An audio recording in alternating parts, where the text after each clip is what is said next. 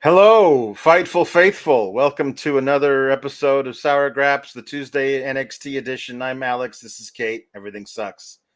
Kate, you used to do this things where you would break in and then take over for the next... Alex, I would do that. And this is what I would do when I would do these things. Yeah. I would tell you to please leave a thumbs up on this video. I would tell you that it is July 2nd and your NXT post show. And I would tell you to please subscribe to Fightful Select. And normally when we tell you to subscribe to Fightful Select, Alex, we come on here and we say best scoops in the game, right? Like the most accurate. We tell you about all the bonus content we have. We tell you about the Discord that we have. That's right. I'm going to be selfish on this one. Yesterday's episode of Sour Graps on Fightful Select should be in the Hall of Fame. Whatever podcast Hall of Fame there is. I was sleep deprived, you guys. If you didn't, if you weren't here yesterday, I was on a loopity loop, and Alex, God bless him, somehow made it through the whole episode with me. But we walked right into a bit. I was extremely silly in general. But we're going to bring that bit back tonight because what I did was I took my Media Scrum experience at AEW from this weekend, and I was like, what if I just treated Alex like he was at the focal point of this Media Scrum? Right. No, sure. So I think people are not only going to have questions for you, but probably Dusty Rhodes and maybe Braun Strowman, questions about getting hands. I know I certainly will. Yeah. I had a hoot and a holler of a time yesterday. Yes. I don't know. Quite frankly, don't care if you did. Sorry about that, because I just had a great time. But we love doing Sour Graphs behind the paywall. And the added insanity only adds to the fun. So get in those super chats and humper chats for tonight. Head on over to FightfulSelect.com and subscribe. Go check out yesterday's Raw review because it's a roller coaster, you guys. And a roller coaster was tonight's episode. And a lot of it was a roller coaster that just was like, random turn, wasn't great. Like normally I'm used to roller coasters going up and down. Maybe a loop to loop. I haven't been a lot of roller coasters just do hard left turns. Just like that. I mean, they got to make turns at some point. But usually they're fairly gradual. Even they're curves. Like this was like we decided to go 90 degrees in the opposite direction. You know what I mean? And that's usually it's not good for brakes. No, but I certainly did not feel like this episode started like up a. Oh no! It was. I mean, it was the beginning was actually a highlight of the episode. So it was not all down. Okay, fine. My roller coaster metaphor sucks, Alex. I get it. I mean, listen. I overthink everything. So perhaps don't just throw out a metaphor that doesn't actually apply here. I was trying to segue into the episode. So everyone in the chat has decided that we're going to do scoops puns, like journalism puns, because you're such a journalist answering questions. Because my bit. But also because Corey was supposed to be here. So saith Corey on Twitter, and the coward is just not. He's not. Let me tell you something about Corey Brennan, okay? He puts out this tweet last week, like, "Oh, I'll be around next week. I don't care that it's 2 a.m. my time." And then he says, "Today I'm going to be here." And he messages me that he's going to be here too. And then he's like, "Actually, I'm not gonna because of something procedural on our back end." Right. Which is what he wants me to believe. It's what he wants you to believe. It's what he wants the Sour Graps Society to believe. Right. I have been calling him a coward since his first appearance. You have. You've been consistent. I have. And I think tonight I've been proven right. I think. Yeah. Oh, for sure. It's undeniable at this point. It is undeniable. Because Corey is undesirable. Right. So no Corey Brennan today, but stay tuned to Fightful Select. He has a lot of updates about all sorts of stuff, actually. There was a whole array of things to talk about, but FightfulSelect.com will have more for you. Your dad has for us, greetings, SGS. Everything sucks except this crowd. For those of us in the United States, happy Independence Day -2, especially to great Americans like J.W. Elizabeth. He is a great patriot of our time. Thanks, Dad. Yep.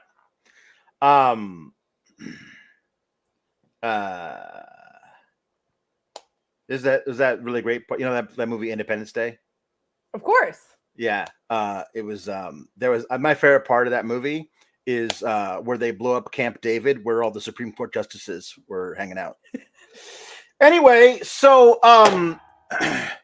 we start off the night on NXT with our street fight between Jaida Parker and Michin.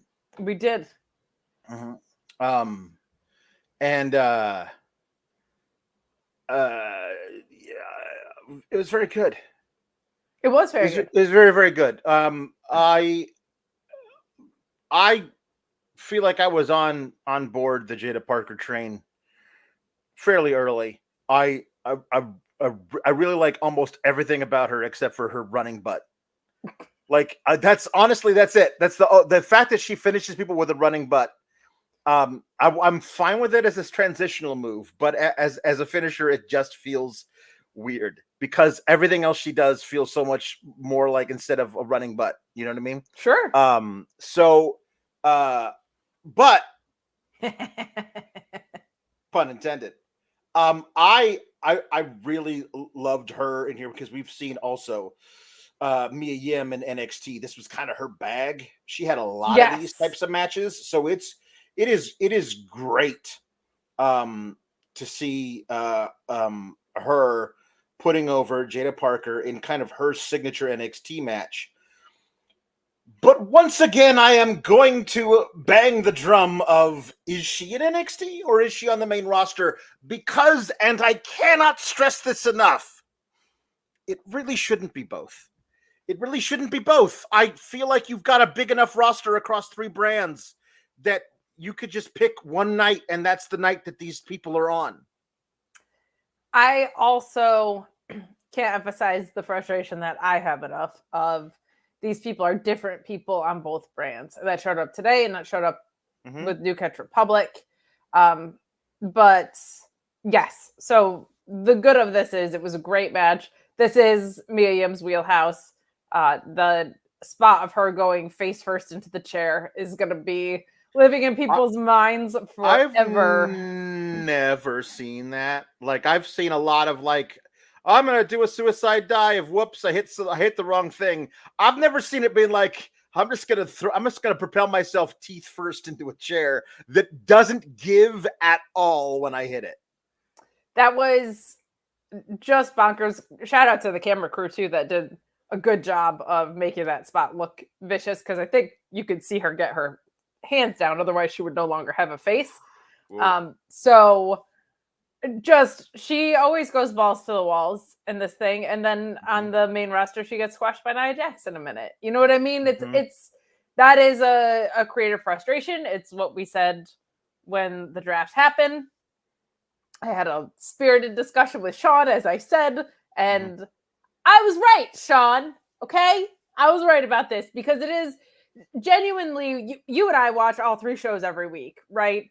If you were casually tuning in and you saw who this person was on Friday, and then who is a heel, kind of most of the time on the main roster, and then she's on the main roster. She's portrayed as a heel who's not very good, right?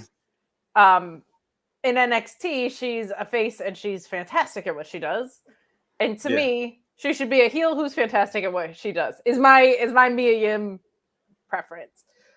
New Catch Republic. I don't know if they've been on Raw since they got drafted to Raw. So if you watch from Raw time till now, all they have to do is have some appearances on the brand they were on. Yeah. And then, Ava saying, we didn't get anything from the draft. So we are going to be able to pull main roster talent when we can and show her doing the negotiating, show her doing these things. Because the other thing is, Alex, and this is not a conversation for right now, the NXT call-ups, fantastic talent. Yeah. One of them has had a plan, and it's Lyra. Ilya Dragunov is like a top 10 wrestler in the world, and he's showing out and he's getting screen time, but he's just in stuff. He doesn't have a story. No. Carmelo Hayes kind of has latched onto a story now, but they called him up and just had him face some top talent and get some losses. I mean, there's no creative plans for people. I also feel James getting the worst of it. Yeah, I also feel like Carmelo was kind of a soft call up back in like December. Like he was in a tournament to crown the new U.S. title number one contender when he was doing stuff in NXT, but they're like, hey, be on SmackDown for a little while, do this thing, and so he had a soft call up in the winter. So did Tiffany Stratton was straight up in the Royal Rumble. So like they've done some stuff with her too, but it's not been consistent. I feel like the people who get called up, it's kind of unconscionable to call them up without a plan. You know what I mean? Especially when you kind of strip the cupboard bare in certain places. Sure. I hope Dijak is having a great day. I'll just put it that way. That's like the perfect summation of you had a title program built for someone, called him up, didn't put him on TV, and let him walk. Like it's the relationship between the main roster and NXT has some pain points that they desperately need to address, and they all kind of come to a head around the draft, I guess is my point. But if you're going to do it against what I consider better judgments, you cannot have split personalities. Like that just drives me nuts. And I think that's extremely confusing for people who are just tuning in or just getting familiar with any of the products because they're different human beings. The match was great. None of that is a reflection of the two people that were involved in this. Jaida Parker is a star. I think I'm always so impressed when people this earlier in their career get match pacing so well, and she very much does. Like, she's in there with Mia Yim, who gets it as well as anybody, but she's really latched on to a lot of things here, and she got to do some different stuff that we've been getting to see her do. So this is a very productive opener, and I like what we got. Yeah. Mr. Big Dude asking about Braun Breaker and his plan, challenge for the IC title. Again, signed to a full-time contract in February. To SmackDown. Didn't do anything between that and the draft, then got drafted to Raw. Different than being called up in the draft. I would say it's a technicality. He's certainly got a plan now, but they did call him up and sign him to a full-time deal on SmackDown. And then after they did that, then they sent him back to NXT to win the Dusty Cup. We're not going to go into that right now because I'll blow a friggin' gasket. But yeah, so it's a weird thing with all of this. And with Braun, I think they genuinely didn't know. It sounded like if they wanted him to be in a tag team with Baron Corbin or not, because I don't think they thought that was going to catch fire the way it did, and it did. So now they've made this move, and it'll work dividends for him, I think. Right. But it's stuff that is bigger than this episode of NXT, but that I hope they address in the future. Jaida Parker at one, she did the running butt through the plywood, the weird cardboard at the base of the Raven's Nest. That's the Braun Breaker Von Wagner memorial spot. And they did that, but with her butt doing it, and like her head kind of got caught up in the cardboard that wasn't cardboard. So she almost really hurt herself, but then she went into the running butt in the ring to get the victory. Securing the victory. What a maneuver, the running butt. What a maneuver. So I think it was the right call for Jaida Parker. I see her as a future one of the two championships they have for women on NXT. Certainly will be one of them. Ariana Grace and Carmen Petrovich, because Canada, are friends for 3 weeks, and that's what we're just gonna do now. I'm again, literally everything about Ariana Grace's character for me is perfect, except the damn tiara and the sash. And that almost ruins it for me. That I am sorry, but that is who I am. I do not. What pageant did they have? An Miss NXT pageant that was not televised? I don't see like Booker T's like, what you don't understand is she is Miss NXT. And I understand that she is not that, because that is not a thing that anybody is, because that's not a pageant that exists. Okay. I get very annoyed when they retcon us with stuff. I would be extremely open to a Miss NXT pageant retcon. And it's like Shayna Baszler's in it, looking at her like, where the hell am I? Yeah. She is incredible at right the character side of stuff. I completely get and share a lot of your frustration with the fact that her character is based off of being a pageant winner of a pageant that doesn't exist. But her ability to latch onto the comedic stuff is very good. I understand that Ariana was a legit pageant contestant outside of NXT, the same way Kalani Jordan was a legit gymnastics person outside of NXT. But inside NXT, she didn't win any friggin' pageants because there are no Miss NXT pageants. I also feel like perhaps Shawn Michaels and I disagree on what it means to take yourself and turn yourself up to 11. Maybe. He seems to think that means take your hobby or your job and turn it up to 11. Yeah. I am of the belief it should be like your personality trait. You know why I got into wrestling? It's CM Punk, right? Like, that makes sense. Eddie Kingston is himself turned up to 11. I'm a gymnast is not yourself turned up to 11. Yeah. Which we're going to get into twice tonight. Yeah. Yeah. Yeah. I liked the backstage bit between Ariana Grace and Carmen Petrovic. As did I. I thought it was fun. Like, I'm from Toronto too, but yeah, but you're not really from Toronto, says Ariana Venti. So I thought it was funny. It was, I liked the interplay. It was fine. Where you lose me is like these new girls getting all the shine. That's why these old heads are coming in here to take back the locker room. These veterans like Jasmine Nix with several more consonants than is allowed by law. Like that is allowed by law.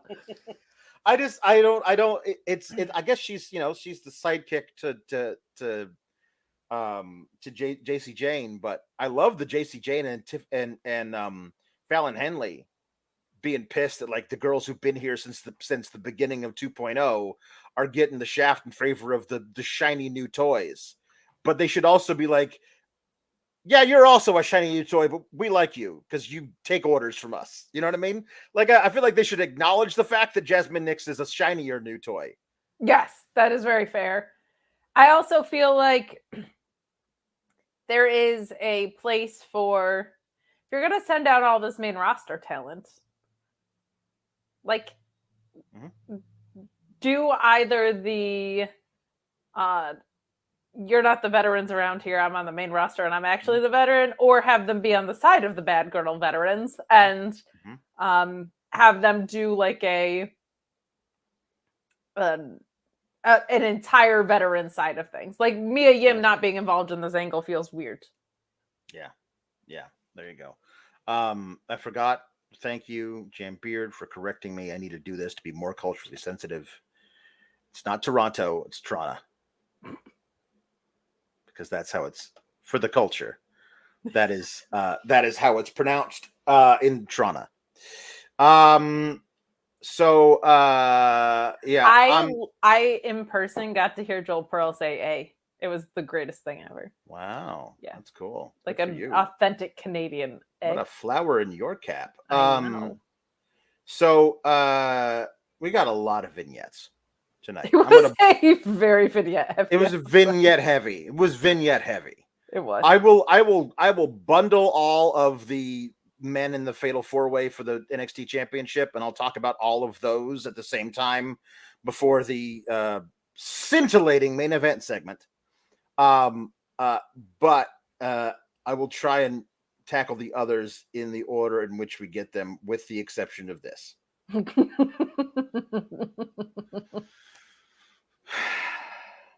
So for your NXT Women's Championship, we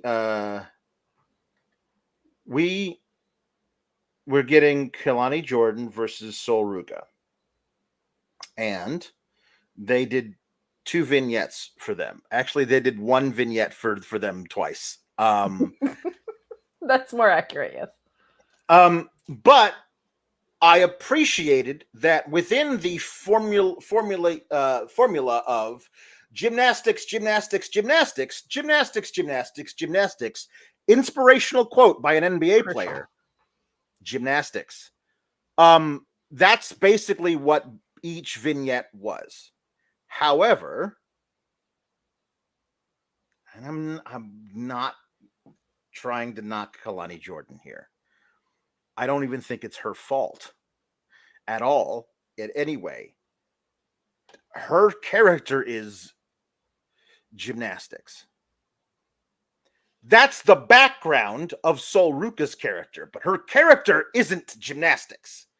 And there's a huge difference there, because there's also what I only liked as well was the difference in their backgrounds in gymnastics. They were both, national champions in certain events in gymnastics when they were in college, but the contrast between I was doing this when I was 5, winning tournaments as a gymnast for Kalani Jordan, and Sol Ruca being like, one day I thought maybe I'd build a balance beam in my backyard. Turns out I was pretty good at it. I did fall on my face a lot though. Those are 2 wildly different types of people. And one of them, because it's off the beaten path and a little different, to me, translates to more attachment from me to her character in Sol Ruca. Because Kalani Jordan basically being like, all I ever wanted to do was to be the best at something. So I from a ridiculously early age, I spent way too many hours for a child practicing gymnastics until I got to be one of the best in the world at it. Then I went to Michigan State, which is like where all the best gymnasts go. Got a full ride there, won a bunch of titles, was a finalist for Female College Athlete of the Year. And after all of that, now I've come here and I'm going to use all of that to be the best wrestler I can be. But man, none of that tells me who you are. It tells me what you've done. And I don't know who you are. I still don't know who you are. But I look at Sol Ruca and I know who she is. Does that mean just the way that they've decided, and I don't know how much input she has into what her character is presented like, but it looks like this is just who she is. And they've decided, yeah, we're going to use that. That's really cool. And I have no doubt that this is who Kalani is. But that to me feels walled off. Yeah. You know what I mean? And psychoanalyzing this, a woman who is still in her very early 20s, who spent her life since she was a child in elementary school, just full on blinders to everything else, got to be the best at gymnastics, of course is walled off in a kind of way to bringing people into who she is, because she never had time for that for her entire life. And I'm interested in what that does to you and how that makes you run afoul of other people, not how you just mask it all with a smile. So if she ever does a heel run, that I'll be interested in to see how they harness that whole thing. In order to be where I am, I had to cut everything else out of my life. And so I don't give a damn about you. All I care about is me, this title, and staying the best. That to me is way more compelling than, golly gosh, gee whiz, I'm so good at gymnastics. It doesn't do it for me. I felt like they had a real opportunity, and they still kind of do, because she's the champ. I thought this is where they were going to go with this, but they didn't. I thought it was going to be, I accomplished all these things for my hard work.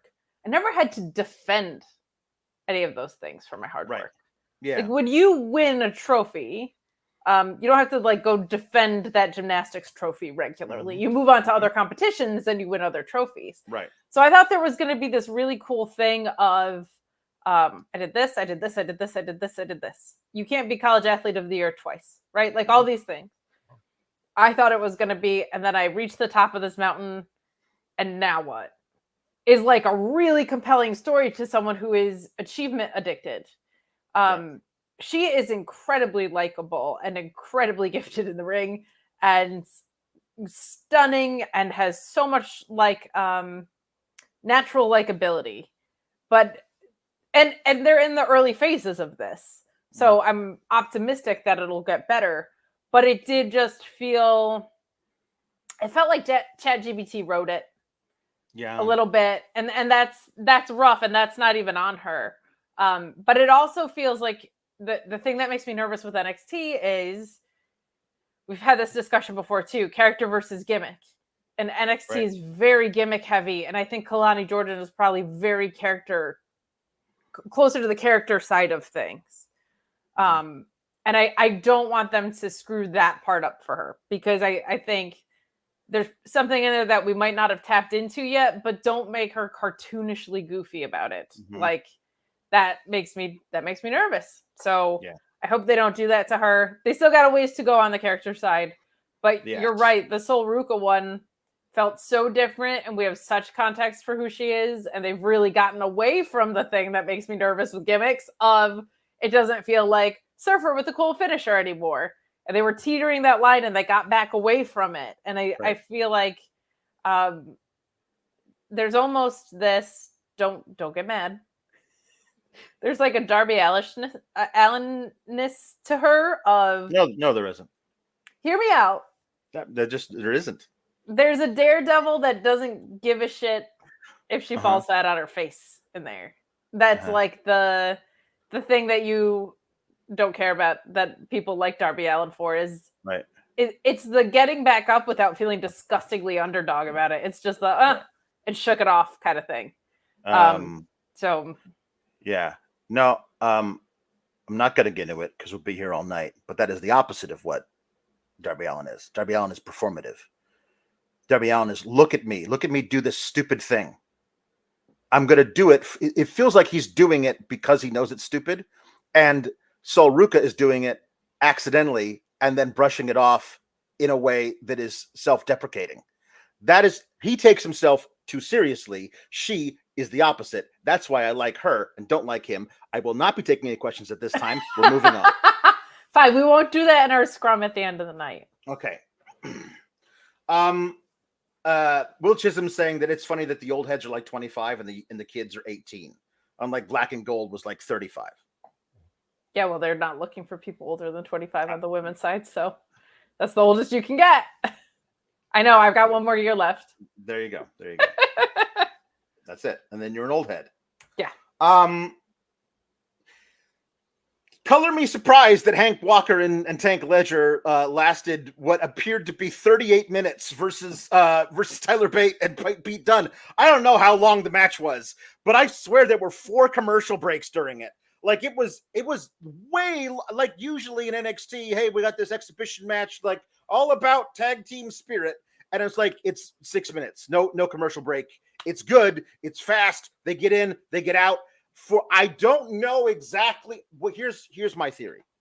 They were all set to do this Team Tai Bouncy Beef versus Gallus and Anderson, and for whatever reason they pulled it from the show. But they just gave all of the time that was going to get to this other tag match. And what showed me was that Hank and Tank can hang. And they can also tang. Damn it. You beat me to it. Hank and Tank can hang and tang. Yes, there you go. Yes, Riot Chiquiti saying, I'm all in on Tank and his helmet. The fact that everyone was like, what the hell are you doing with the helmet, made me think it was just a thing that he picked up in props. And it was not part of his entrance meant to be a thing. But it should be a thing. And also get one for Hank. He has a ton of personality. And we saw it, and then they kind of didn't do anything with him for a while. And they kind of came back. But you're right. This wasn't like 6 minutes in and out. And if you don't want to be 6 minutes in and out, there's something that can help. Blue Chew, main event performance, main event confidence, and a main event deal. Go to BlueChew.com and use the code FIGHTFUL, and you will get Blue Chew with their first shipment for free. Shipment? Yeah, I said shipment. No waiting in line at the pharmacy, no awkward doctor's visits. You take their online exam, and then if approved, it's shipped straight to your door. That's right. Same active ingredients as Viagra and Cialis, but in a chewable form and much more affordable. How can you pass up on this? How can you pass up on that confidence? How can you pass up on that performance? How can you pass up on making your sex life better? That's what Blue Chew is here to do. You don't have to have a problem to use Blue Chew. Just get that additional performance. BlueChew.com and the code FIGHTFUL. That was good. I like that one. Thank you. I was really proud of myself. When you said this seemed like 38 minutes, I was like, we're going to do a Blue Chew segue. And then you gave me that, and I was just like... Yep, that's good. I liked that. That was well done. Thank you. Hank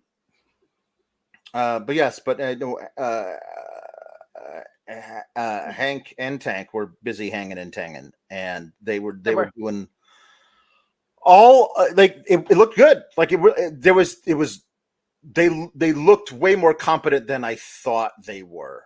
You know what I mean? We haven't gotten to see them do a lot. Like I think this added time was really a helpful. It was very helpful because a lot of times they only let the people do 4-minute matches because that's all they got. Sure. You know what I mean? And like, here's all of the moves. How long is that going to take you to do? About 4.5 minutes. Great. That's how long you got.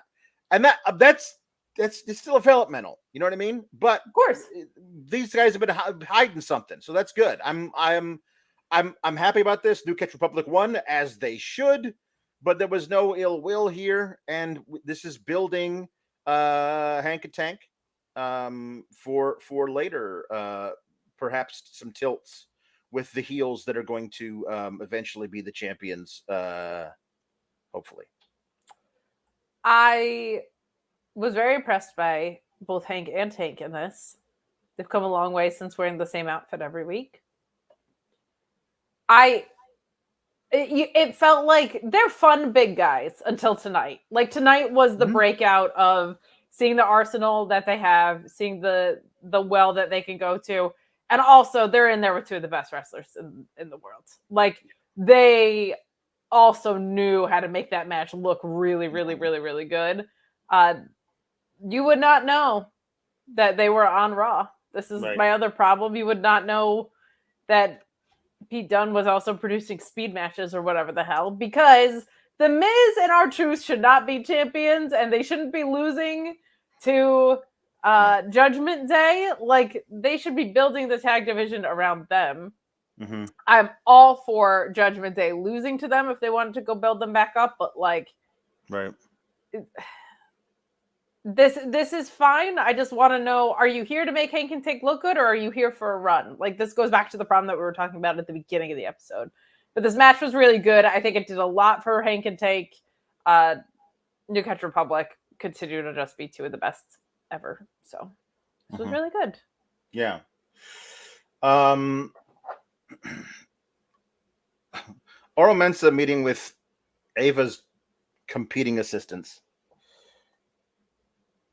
This competition that they're doing, this reality show competition with no judges, and the winner becomes Ava's only assistant. That's going to last us until the middle of 2025, right? But so, like,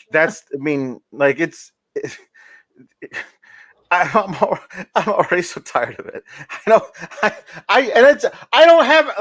I'm telling you, man, put Robert Stone with an actual guy who can wrestle. He'd be really good at it, I promise. Stevie Turner, I think she could, honestly, I have no problem with Stevie Turner being Ava's assistant or wrestling or whatever. Like, I have no problem with that at all. Like, I don't like the competition between the two of them. I don't know how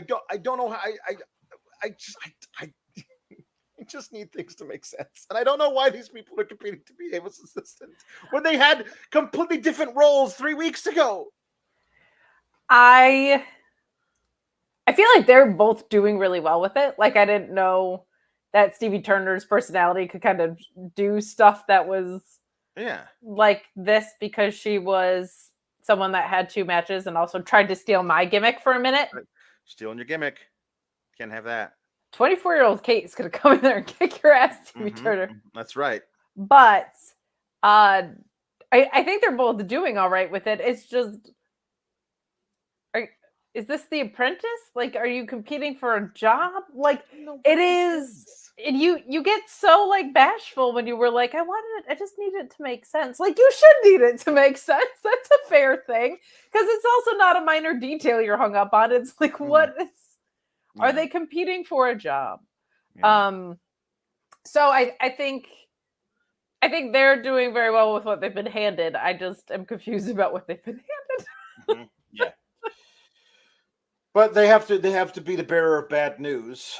Oro Mensah will get a match tonight against Miles Bourne from No Quarter Catch Crew.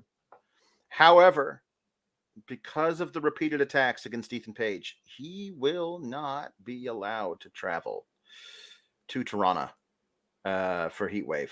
Oh wait, it's in Canada for Heatwave, eh? And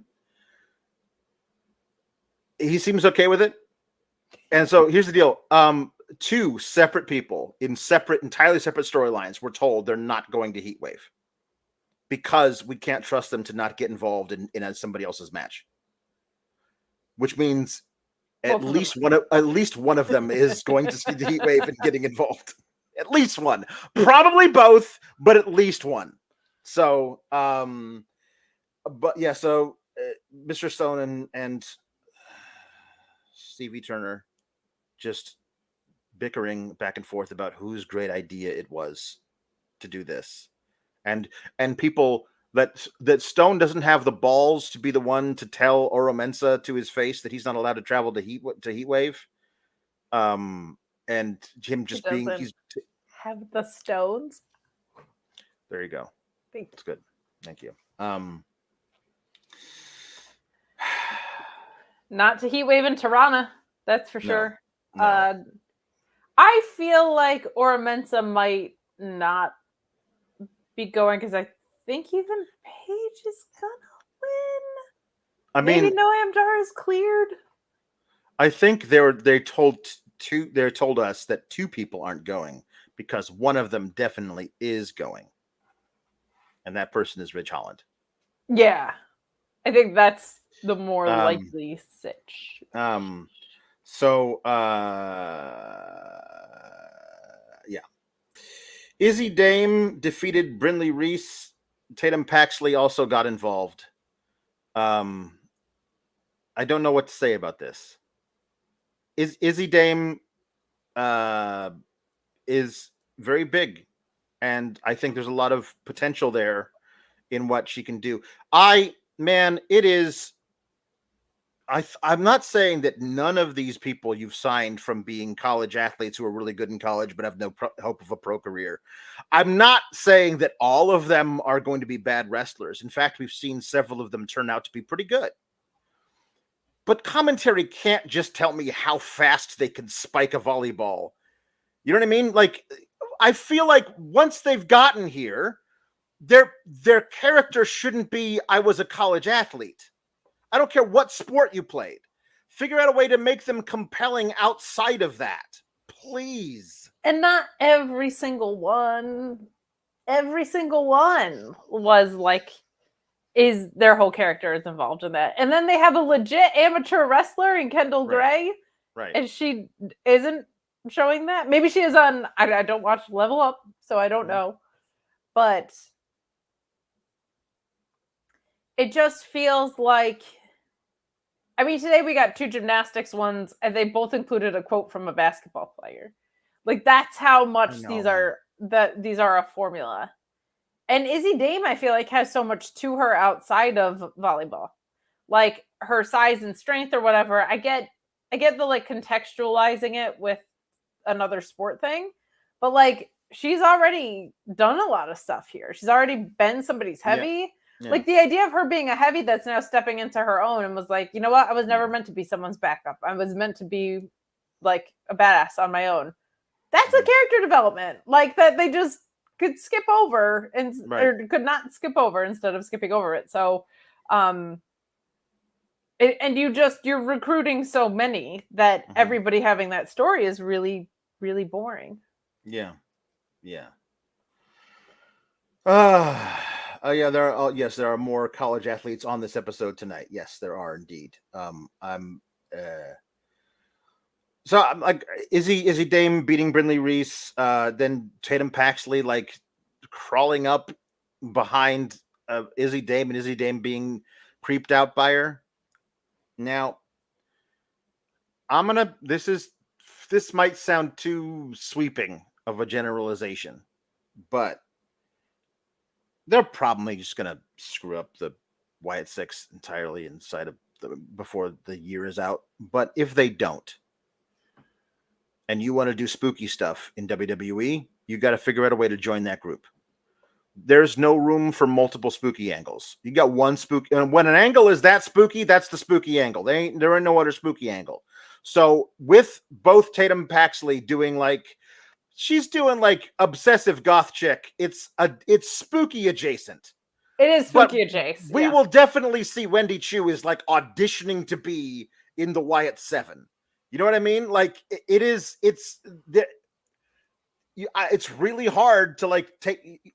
I don't know how you take a character like what Wendy Choo is doing to the main roster and keep it separate from what the Wyatts are doing.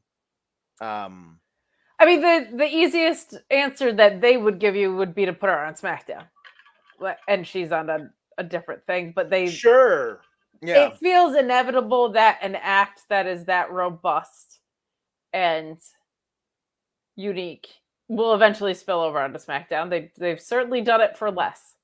But you either have to keep them on different shows or not.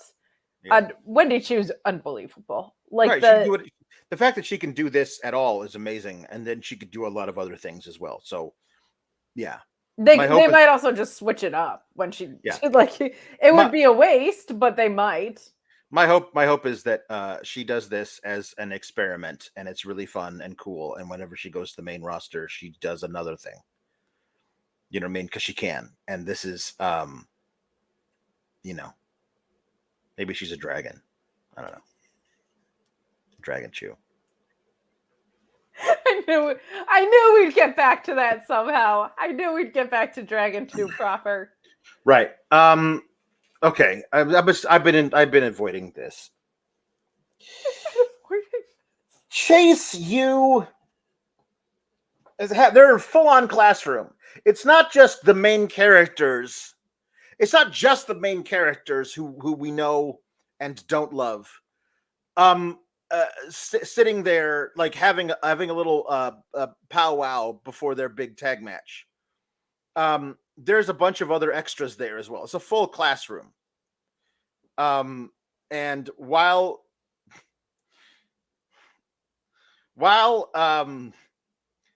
Andre Chase is running down the history of tag matches in Toronto,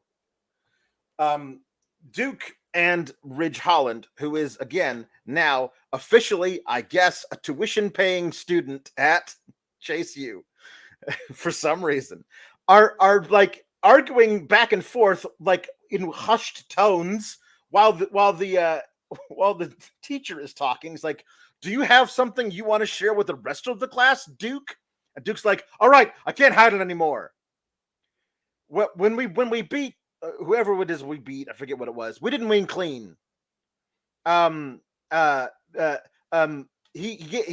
gave me the assist. I didn't ask for the assist, but Ridge Holland gave me the assist, and we didn't win clean. And then and it's like, Ridge, is this true? Like, it's true. I did it. And then Thea Hale goes, "Oh, Ridgie, I threw up in my mouth. It was so terrible, Kate." And it's like, well, you've been a family to me. You, the four people whose names I know, and all of the extras in here who I've never met before in my life. You're all family to me. That's why I'm paying you crazy tuition money. I couldn't get any student loans because I'm 35 years old. So I'm paying out. It's really hard to pay for tuition on an NXT salary. I don't know if you all know that, but I love you so much. You're my family, and that's why I did what I did, because I love you all so much, and I want you to be tag champs. And then Andre Chase says, and Riley, of course, Rousey Mouseborn, he is just, I knew it. I knew we couldn't trust him. And then Andre Chase is like, obviously, everyone here, including myself, has made mistakes. Yeah, you almost lost your university gambling. In light of this new information, I'm afraid I can't allow you to travel with us to Heatwave. And Rich is like, I can't respect that. And he does not respect that. He's definitely going to show up at Heatwave, and he's going to cost Nathan Frazier and Axiom the tag titles. And then it will become, are we willing to be cheaters who are champions, or will we do the honorable thing and vacate the tag team titles so we can have another tournament? Kylie has asked if Kate from Fightful has asked any questions. And I think that would be a good time to start. Hi, this is Kate from Fightful.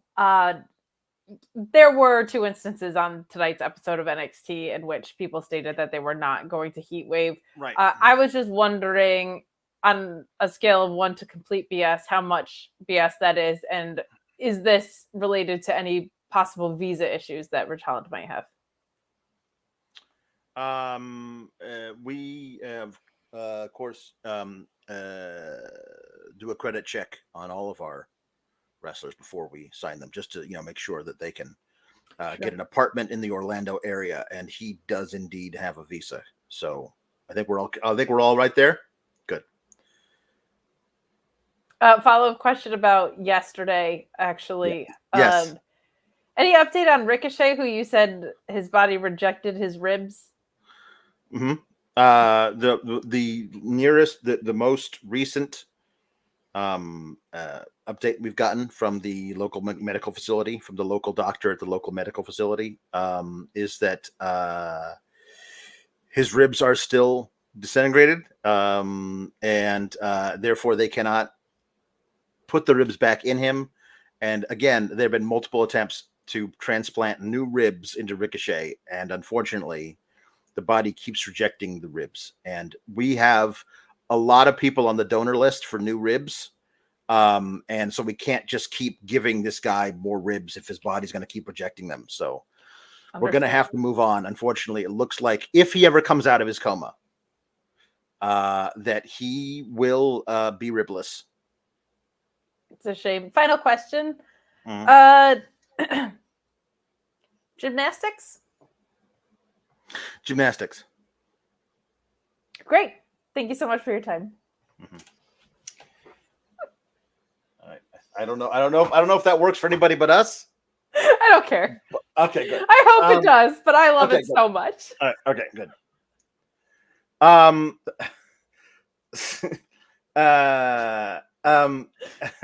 Bad Apple Jam Treebeard says Learning Tree is greater than Chase U. I mean, they're both the pits. Alex's favorite thing. They're both the pits for sure. Tim McFall says Chase U. Who cares? You won. Also, watch the product.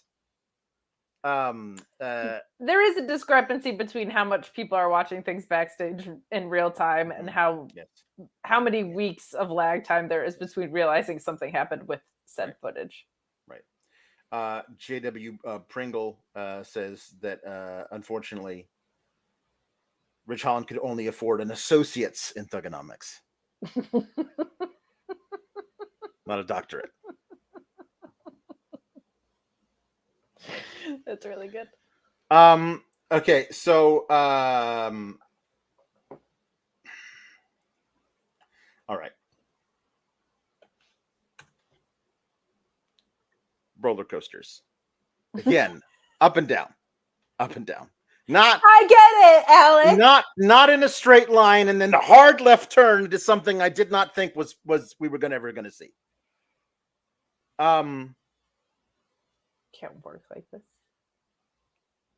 Roxanne comes out with 2 very large men as security for her face-to-face with Lola Vice.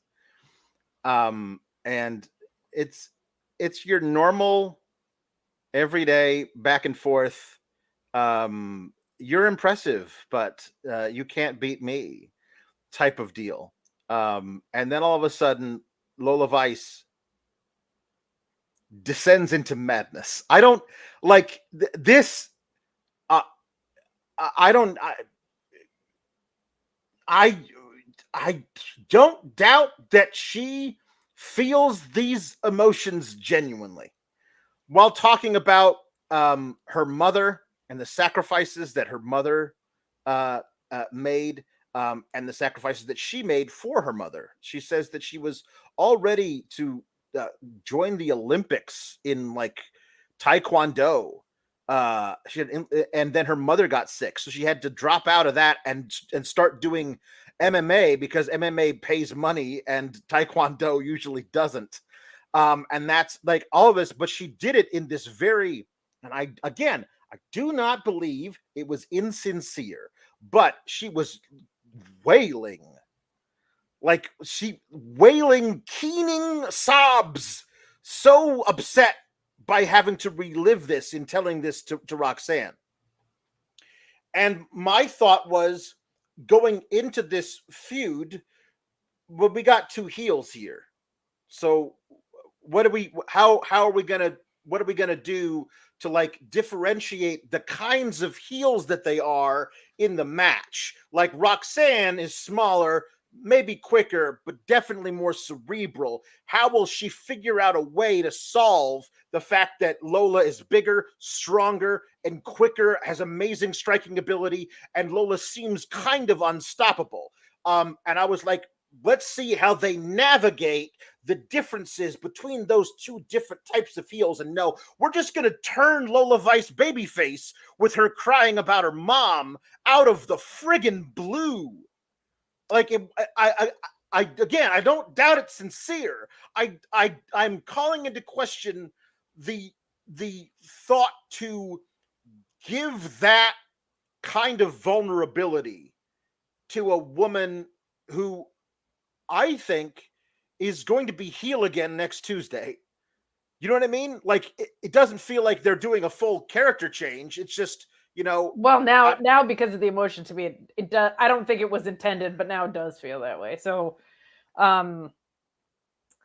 kudos to Roxanne too for some of this, because she did some good work in the beginning here, saying some generic stuff, and then Lola Vice got really locked up. Like, she was trying to deliver her lines, and I think because of the emotion, she just froze. Mm-hmm. And Roxanne immediately was like, what I was trying to say was, and then went into this really great piece of this that was, I don't doubt that like you took Shayna Baszler to her limit, and I don't think I would last 2 minutes in that match. But I'm not giving you that match. This isn't MMA. Right. This isn't that. You're going to fight my match. Mm-hmm. And that kind of opened the door. And I also loved when she said, you cost me my first title. Thanks for that, by the way, because look at me now. Right. That was all good. But she really jumped in because Lola Vice at one point froze. And I knew what she was feeling, because I had that happen to me just in like voice lessons and stuff before, of you're like, oh shit, if I go there right now, I'm going to lose it. And I'm not going to be able to say any of the things that I said. And then that kind of happened with her shortly after this. And yeah, it was, she's a face now. Like, whether that was supposed to be like, she had said, those are the sacrifices you made, let me tell you the sacrifices I've made. That felt babyface leaning, but babyface leaning could be what you said of like, how do we differentiate these two people who are on the same sides of things? But now it feels like if you're going to put that much behind it, she just kind of is a face. And quite frankly, I kind of dig the idea of a face that has a knockout punch and is a bombshell like that. Like, it would be nice if we had characters like that, but they just don't do that here. And that's because they don't work. Because they don't work. Not when you have simpletons like HBK booking them. Like, they don't know how to do nuance. So like, this is just feels like she's got knockout power and all the charisma. Like, they don't know how to book a babyface except for, gee whiz, how will I ever overcome the odds? They don't know how to book a babyface like that. So you can't take Lola Vice and make her that. Like, I have no idea. Here's the thing. Here's what I'm worried about. Somehow in the first minute and a half of the match, Roxanne's going to do a chop block or something to Lola Vice, and then Lola Vice will have to sell her knee for 12 minutes. And you're going to take away all of the stuff that makes Lola Vice somebody we want to watch. I don't want to watch Lola Vice hobble around while Roxanne Perez works the knee. I want to see her in there squaring up and ready to knock her block off, and Roxanne having to figure out a way to avoid that. That to me is way better because you're utilizing both of them to their strengths as opposed to taking away the strength of Lola Vice, which would be a different thing if we'd seen her in 25 big matches. Now there's a wrinkle, but this is like her third big match we've seen. I want to figure out to delve more into that style. And I don't know, man. It's also not that they are the same, but they're close enough of you don't have an excuse not to book women's badass baby faces after Becky Lynch has done what she's done. Like, sorry, it's not the same MMA style, but like Becky Lynch doesn't feel like she's golly gee overcoming the odds to me. Like, and some of that is just because Becky Lynch is Becky Lynch, but there's a playbook there, like that they could utilize, and they never do. So I share your same concerns, but it was really nice to have a promo segment where, while the emotion was very intense, that wasn't her saying, let me tell you about my sacrifices. When I was whatever, like, she sounded like I've been that emotional before. Yeah. So I appreciate that. Like, it was really nice to have a human side of somebody on the show. Right. So that was good. Yeah. Bad Apple Jam Treebeard saying that Roxanne should target her tailbone so Lola never twerks again. You know, really, really get into the real character of who Lola Vice is. I'm going to take away the thing you hold most dearest. Well, but like, even look at what we're talking about, like how much that annoys us is like she's out there shaking her ass and she had this in her, like this story, this real seeming story, whether you feel like the emotion was turned up or not, like is up to you. I feel like it was real, but like, this story is a great story. Let her tell that. I honestly would have preferred she used this in a more protracted, long feud with Shayna Baszler. Yes. You think I'm all just shaking my ass? Is that what you think? Let me tell you about who I really am. Like, that to me actually would work.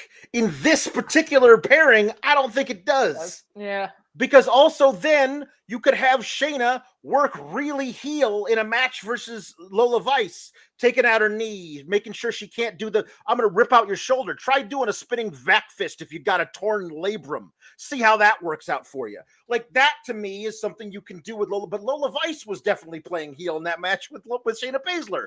You know what I mean? Like, you did two interesting things just at the wrong times. So...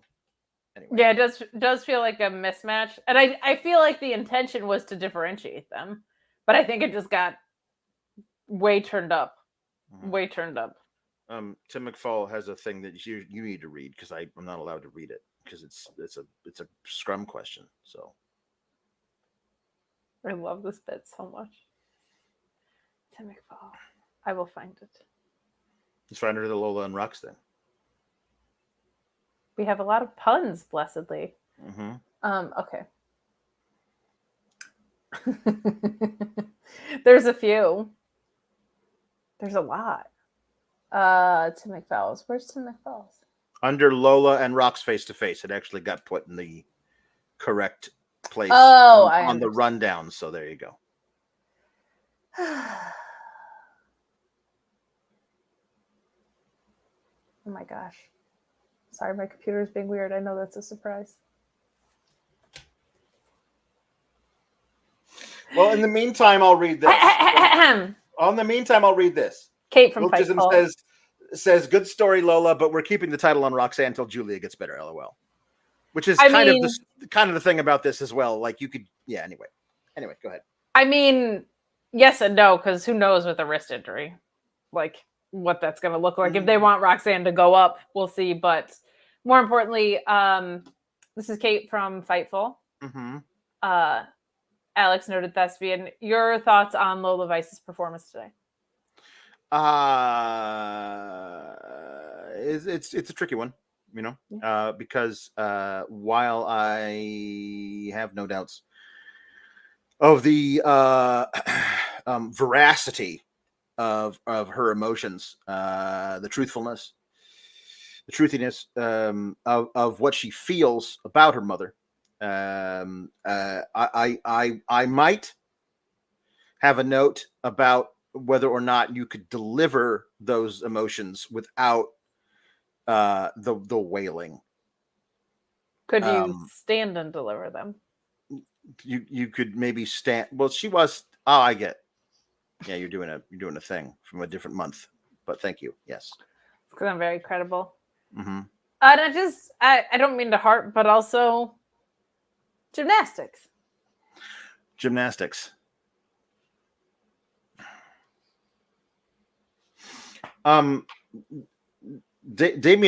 Kemp has brass knuckles. And he wants to give them to Miles Bourne, I guess. Look what I found. I found these brass knuckles. Hey, Miles. Hey, Miles. Hey, Miles. Miles. Hey, hi, Miles. I found these brass knuckles. You want to use them? And Charlie Dempsey's like, get those out of here. And Damien's like, but what? I thought you would especially like them. I know I have sworn off all things that remind me of my father. He doesn't say that, but it's weird that I still don't know what the story is with David Kemp and not being liked by Charlie Dempsey, and they brought in a replacement for him in Tavion Heights. Can we figure out how this works with four guys before we're kicking one of them out of the thing? Are you okay? Love my studio. Yeah, I'm fine. The rundown of what is going on in my apartment never ceases to amaze even me. But yeah, I don't feel like there should be dissension when somebody just entered a group. Right. It doesn't even have anything to do with Tavion Heights. He had no lines in the scenes. It's just that Charlie Dempsey hates Damon Kemp, and Damon Kemp's like, hey, I found a great way for you to win your match versus Ora Mensah. Here's some brass knuckles I found. Was that? I'm you can't have the story be like we do things the right way against every test several hundred times. No, I don't know how that works. But no. Guys, it was just a file box. It's okay. I'm fine. Here's what happened. I got ready to paint my studio. I was very excited. The rain came. My ceiling is sagging. I also want to repaint my bedroom. So we're waiting on the roofer and the contractor to come fix this room, but I can't put all my furniture back yet. No.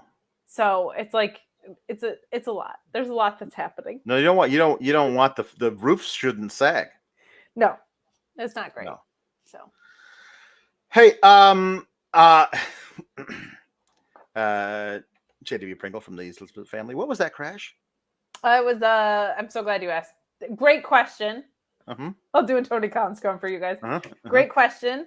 It was a file box. Thank you so much. Follow up. A box with files in it? Great follow-up question there. It is a box with files in it, mostly important documents. Oh. And it tipped over. Okay. Thank you. You're welcome. Could you clarify? Onto the floor, onto a table of some kind? It's fucking dirt sheet reporters. Great follow-up. It fell from on top of one box to the floor, but it is not broken, and the files remain in the file box. All right. God, it's uncredible piece. I don't care that it doesn't pop anybody but us. The chat loves it. You guys love it. So Luis liked it. That's all that matters to me.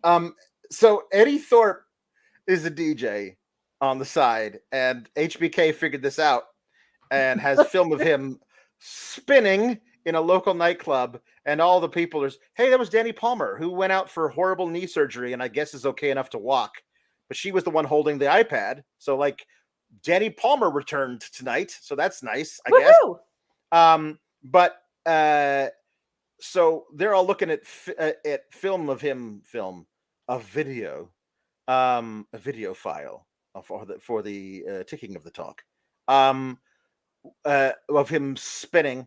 And then in walks Lexis King, who's like, nobody likes that music. They only like Poison and Guns N' Roses and Whitesnake.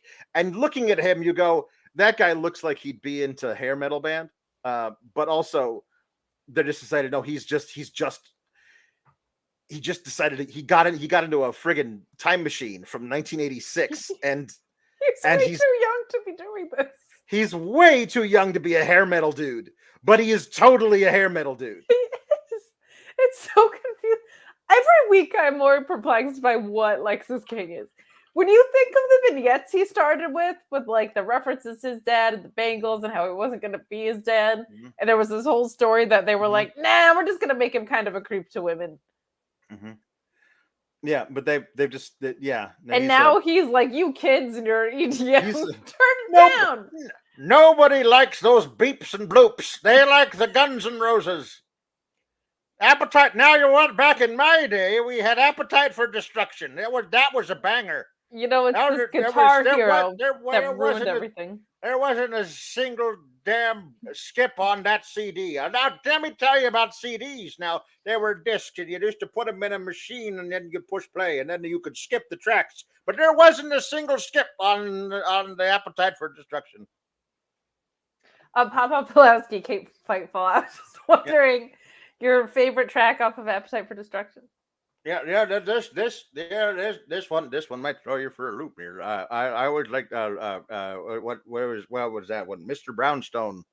I liked all the drums in the Mr. Brownstone. I liked the Slash had a really good riff on that one. But no, everybody likes the big radio play hits. But I liked Mr. Brownstone. I hope you get Lexis King's number and you guys can jam out together. Oh my God! They don't make it like they used to anymore, you kids. And it's that Guitar Hero game that popularized all those songs. Oh my God! Luis Polito says, "Is that a Guns N' Roses album? I feel young."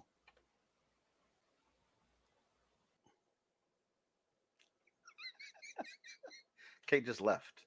I can't work like this. You don't know it's a Guns. You don't know Appetite for Destruction is a Guns N' Roses album.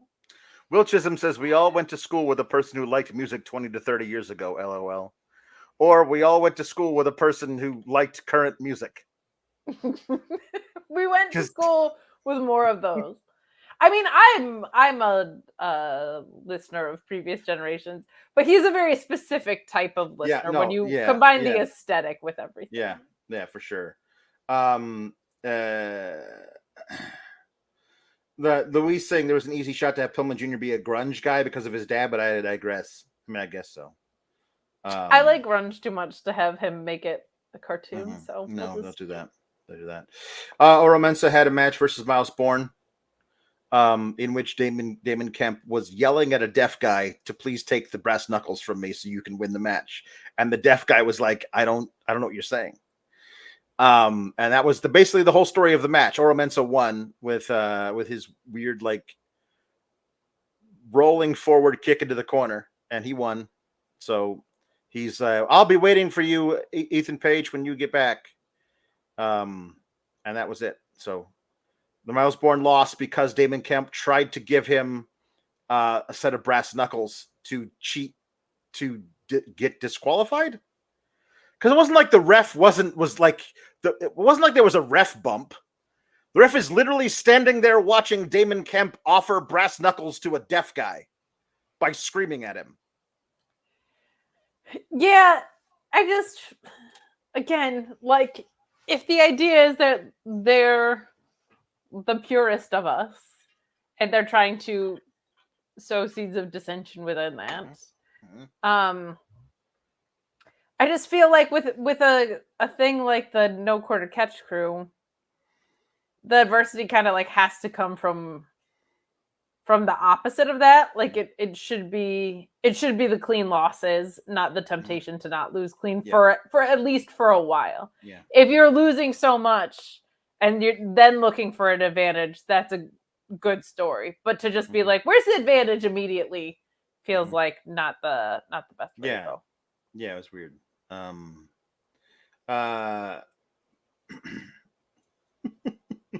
Will Chisholm asks, how do you think the Creed brothers will do at Bloodsport? I think that Julius Creed will win Bloodsport's championship. Is there a championship at Bloodsport? I think Julius Creed will win that. I think that he'll impress Josh Barnett so much that Josh Barnett will just give him a title. I think he'll just give him the promotion. I think Brutus will also do very well. Surprise a lot of people with how good he is. I think they'll do very, very well. Also, they don't have, that's July 28th that they go there. And I will be horribly disappointed if they do not go there as the new weapons of Perk Gable. Agreed. If they show up as just the guys who lose a lot on main event, what a waste. They need to show up to Bloodsport as guys who you believe will F your ass up. I agree, and they need to be on TV before they go there. That's true. That's true. Will Chisholm saying that drop kick Miles did was a very young Randy Orton like. Hell, that was Kazuchika Okada. Yeah, like, that was he really, got really some impressive. height on that drop kick, for sure. Yeah.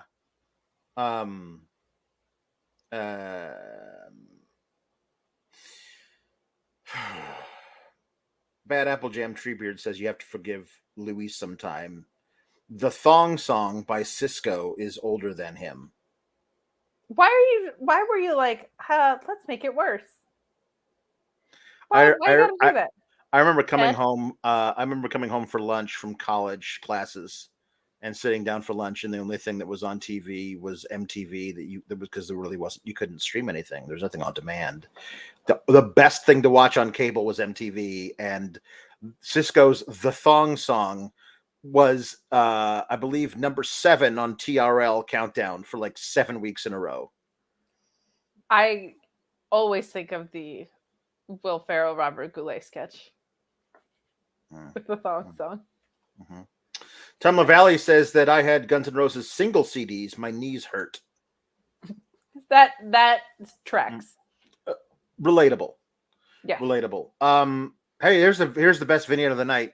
Is Wesley talking about how badly he needs to get the NXT North American Championship back, while a shadow looms larger and larger and larger behind him. That was art. Dare I say, cinema. You said the word. I did. I said Guys, the word. said It's the word. true. I said it's true. It's true. Like Obafemi's shadow getting bigger and bigger behind Wesley, him oblivious to it as he talks about how I really need this title back. Oh, it's so good. On a scale of 1 to 5, this was a 4.75 because no gymnastics. Gymnastics? I mean, gymnastics. Right. But then Oba basically said, you are only the greatest because you came before me. He's the best. Love this guy. He's the best. He's the best. He's the best. So great. Yeah. And this is one of those things like Moose out here talking to the dirt sheets, saying, Obafemi, tell your boss to call my boss, and like, no, I'm sorry, because we're not going to do that unless you're willing to get booked to lose to Obafemi, because that man ain't losing for like the first 6 years of his career. I watch ROH and then review it, so I don't usually watch TNA, and especially in real time. Mm-hmm. I don't need like 50-year-old Moose to be the guy that Obafemi fights. Yeah, there's some young great talent over there. Right. Mm-hmm. There is. Let's do that. So Team Bouncy Beef and Gallus. I said Gallus and Anderson before. Excuse me. Gallus and Anderson. I mixed up my gals. Gallus and Anderson could be a really fun. Gallus and Anderson would be a pretty good. I was gonna say trio, but there's actually 3 guys already. There are, but that'd be maybe he pulls Joe Coffey up by the bank. Yeah. And replaces him. So they're brawling backstage, and they're brawling so much that their match they were going to have tonight has to be pulled because they have to be looked at by medical because they're brawling so much, don't you know? There was a lot of brawling. Mm-hmm. Got very brawly. Yep. Brinley is sad about having lost Izzi Dame, and Malik Blade is on her side, but Idris is like, the power of positivity has ruined us. And then there's a Luke Gallows jump skip who just jumps out of nowhere and yells at OTM about something. Thea Hale's older sister needs to find Thea Hale. Like, just do it. Mm-hmm. There's like 800 people in Chase U. At least have her older sister be one of them. They're right. Positivity gets you nowhere. Life is a lie. So. Mm-hmm. Yeah, exactly. This is where we knew this was going, right? Yeah. She goes, I'm going to work out. You guys can come with me if you want. Yeah. So Wendy Choo scared my daughter tonight. My daughter this? My daughter came down to say goodnight, and she's like, and I paused it. Her nightmares? And I paused it during her entrance, and she was like, "That lady is creepy. Can you pause at a different time?" Oh, well, she is creepy. Yeah, no, yeah, your gimmick is a success, Wendy. You've scared a 7-year-old child. Scared the children.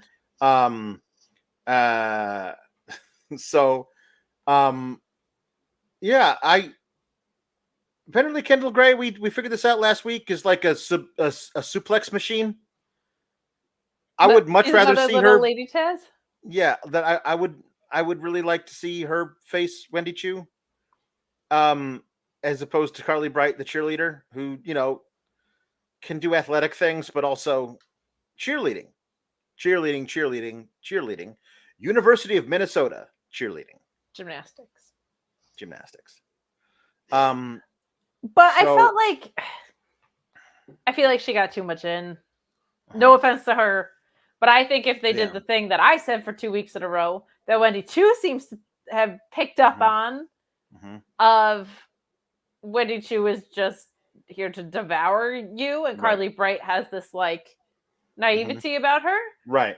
That would have been awesome if it was just like a glorified squash, or Wendy Choo was like, I'm just going to toy with you for 5 minutes, but you're going to get no offense. And this was too even of a match for the launch of this character, in my opinion. Carlee Bright isn't familiar. We're not familiar enough with her as a person. So like, we can't be like, oh no, I hope nothing bad happens to this cherub who we love so much. You know what I mean? Also, this match is happening because Carlee Bright asked for it. Carlee Bright, the character that you have shown us, should be scared to death of Wendy Choo. And now I feel like you're a little dumb. Wendy Choo should demand this match, and Ava has to, because she says to Carlee, I'm scared of her too. So I told her she can have whatever match she wants. I'm really sorry about that. Good luck. You know what I mean? Like that would make it more interesting to me than Carlee Bright saying, I need to defend the honor of my tag team partner, who's an actual wrestler, unlike me, cheerleading. Then she gets in a bunch of offense before she loses to it's like a weird cross arm across the face sleeper. Very thing. Cool. Very cool looking thing. Vicious looking. Yeah. Too much offense. Just too much offense. Wendy Choo's incredible at making this Wendy Choo like creature work. What an interesting, the way she moves her head in particular is just so horror movie-ish. Everything I can't watch, she's bringing onto my television. So there's the stuff they're doing with like extending her lower eyelid way down with white. And then she comes out for the entrance with her eyes rolled back, which makes her eyes look gigantic and vacant. Really cool makeup. really great presentation. Love it. Again, man, it's Wendy Choo, and I trust her. But are we ever going to get an explanation of why she is this way now? Because it feels weird that she was like super happy sleepy girl, and now she's super creepy sleepy girl. And we don't get any. There's nothing. There's no threads to connect at all. I would just like to know what is up with this, you know? But yeah, we should have gotten context for that, because she should have come out. She should have chewed Carlee Bright up for breakfast and then explained. Mm-hmm. That would have been a better use of TV time, I think. Right. But we do have a pay-per-view or a PLE coming up, so hopefully, we get like something there. Yeah. Louise saying that Sour Graps caused Kelly to come back from the shadows. LOL. Do you want to explain that to the people who don't understand the reference? So I had said that this could really work if you have this like innocent, positive Carlee Bright character. Reminds me of Kelly to Wendy Choo being like Karma, which was a short-lived run because Karma, I think, got pregnant, if I remember correctly, and had a miscarriage. But Karma came in during like the Divas era, and it was so completely different. And she was just chewing up Divas and spitting them out. But Kelly was the most all-American Elle Woods, whatever the hell. And Karma just came in and she sold the hell out of it. And I said, this angle could work very similarly to that.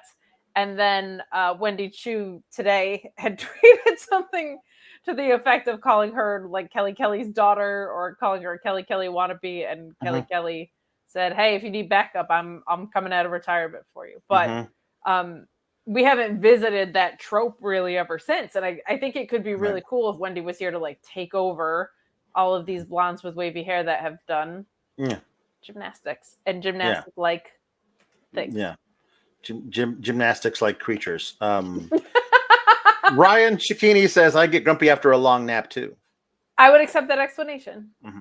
And Bad Apple Jam Treebeard says, Wendy Choo got this way by collecting the 7 golden orbs with red stars on them, which I believe is some kind of reference to something I don't understand. Yeah, I don't know that reference either. There's something else I don't understand.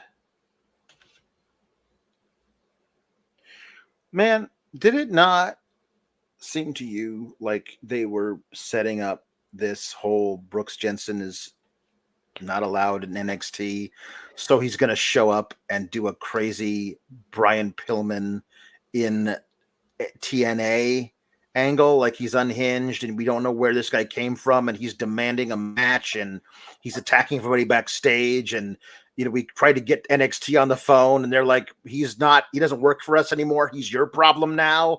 Like, you could have done a really cool thing with Brooks Jensen. He's calling himself Ben Buchanan and all this stuff. This was really interesting. And then they were like, well, Booker T, Booker, you and I, we know for a fact we've been involved in a lot of altercations here at ringside. We have been loath to speak about that, but we do have the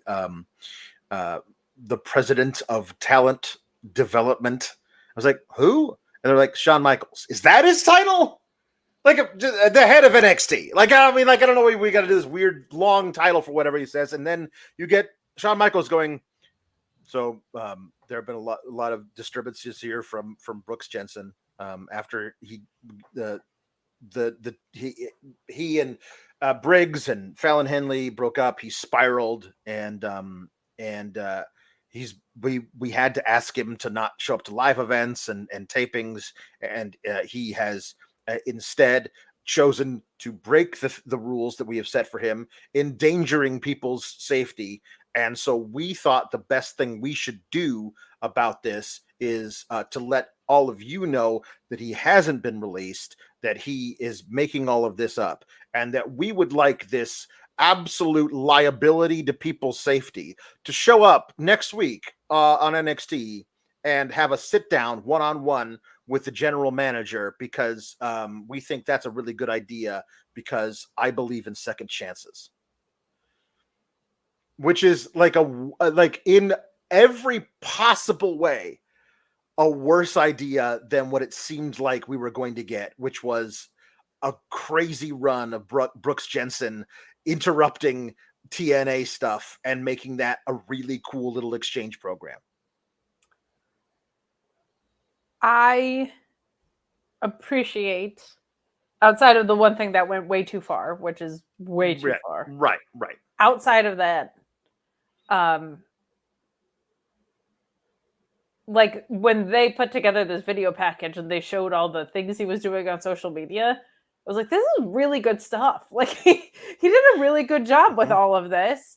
Yeah. And I was glad that they actually did this video recap, despite it not including gymnastics. I thought it was pretty good because so much of the stuff was live disruptive of, the go home segment from last week. Like it wasn't like he was always the focus because he was always the disruptor. So I was glad they did this video package, putting this all together. I guess he's not the head of HR because this is just a really stupid idea. Like really? to say that the way that you're addressing this is a public sit down with the guy who has been breaking rule after rule after rule after rule after rule that you've set out for him after they said he was on like a mandated mental health break. Mm-hmm. It's just a couple bridges too far for me of like that, right. The way, do a cool thing backstage where it's filmed through security footage that we see later to explain his absence or whatever. Like the idea that they're just going to have like a sit down interview. And if Shawn Michaels doesn't take a bump, I'm going to be really bummed. Like Brooks Jensen should beat the dog shit out of him. Yeah. But like this idea is a good idea. The framework that they've wrapped it in and the character work that's been good. The framework that they wrapped it in for the upcoming weeks just seems kind of like the worst case. I don't want to say worst case scenario because that sounds so like damning, but it's the least believable or exciting payoff. And I think the TNA thing would have been really cool. I'm not going to assume anything about inter-promotional relationships and the complexities of that. But even if he was coming back to NXT, he should just break back onto NXT, right? Right. Which he's been trying to do, and they've thwarted him. And they're like, you know what? We have asked you not to show up. You keep showing up. We have you forcibly removed from the property by security. So what we thought was best to do was to extend you a formal invitation to show up. Kind of giving him on television, a lesser version of what he wants on live television. Crazy to talk to the general manager. Yeah, let's put other performers, the audience, and Shawn Michaels in danger instead of like Treebeard, Jim Treebeard says, for some reason I thought they were setting up a Brooks Jensen versus Booker T match because Brooks kept going to the desk. Yeah, but he wasn't yelling at Booker. He was yelling at Vic Joseph, who does not take bumps. So that is all weird.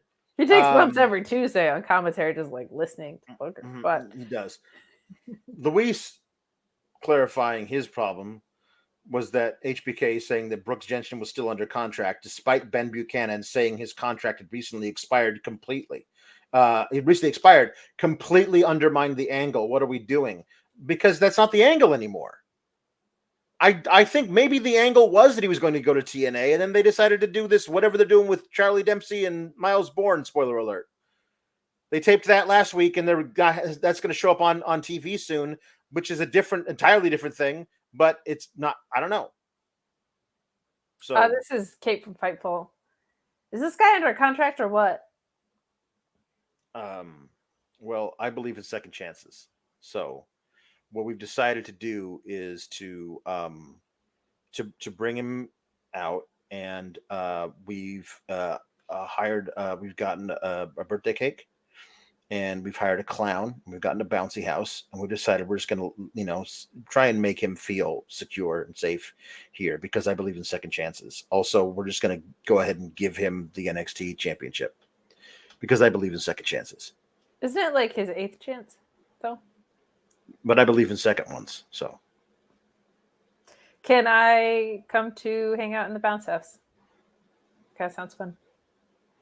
Yeah, no, it's available for everybody. It's like you have to do that weird thing where you show up at a distant parking lot and then you get on a bus and they drive you here with 300 other people who smell like wrestling fans in Florida, in the heat in Florida. Fantastic! I'll be there straight away. Okay, good.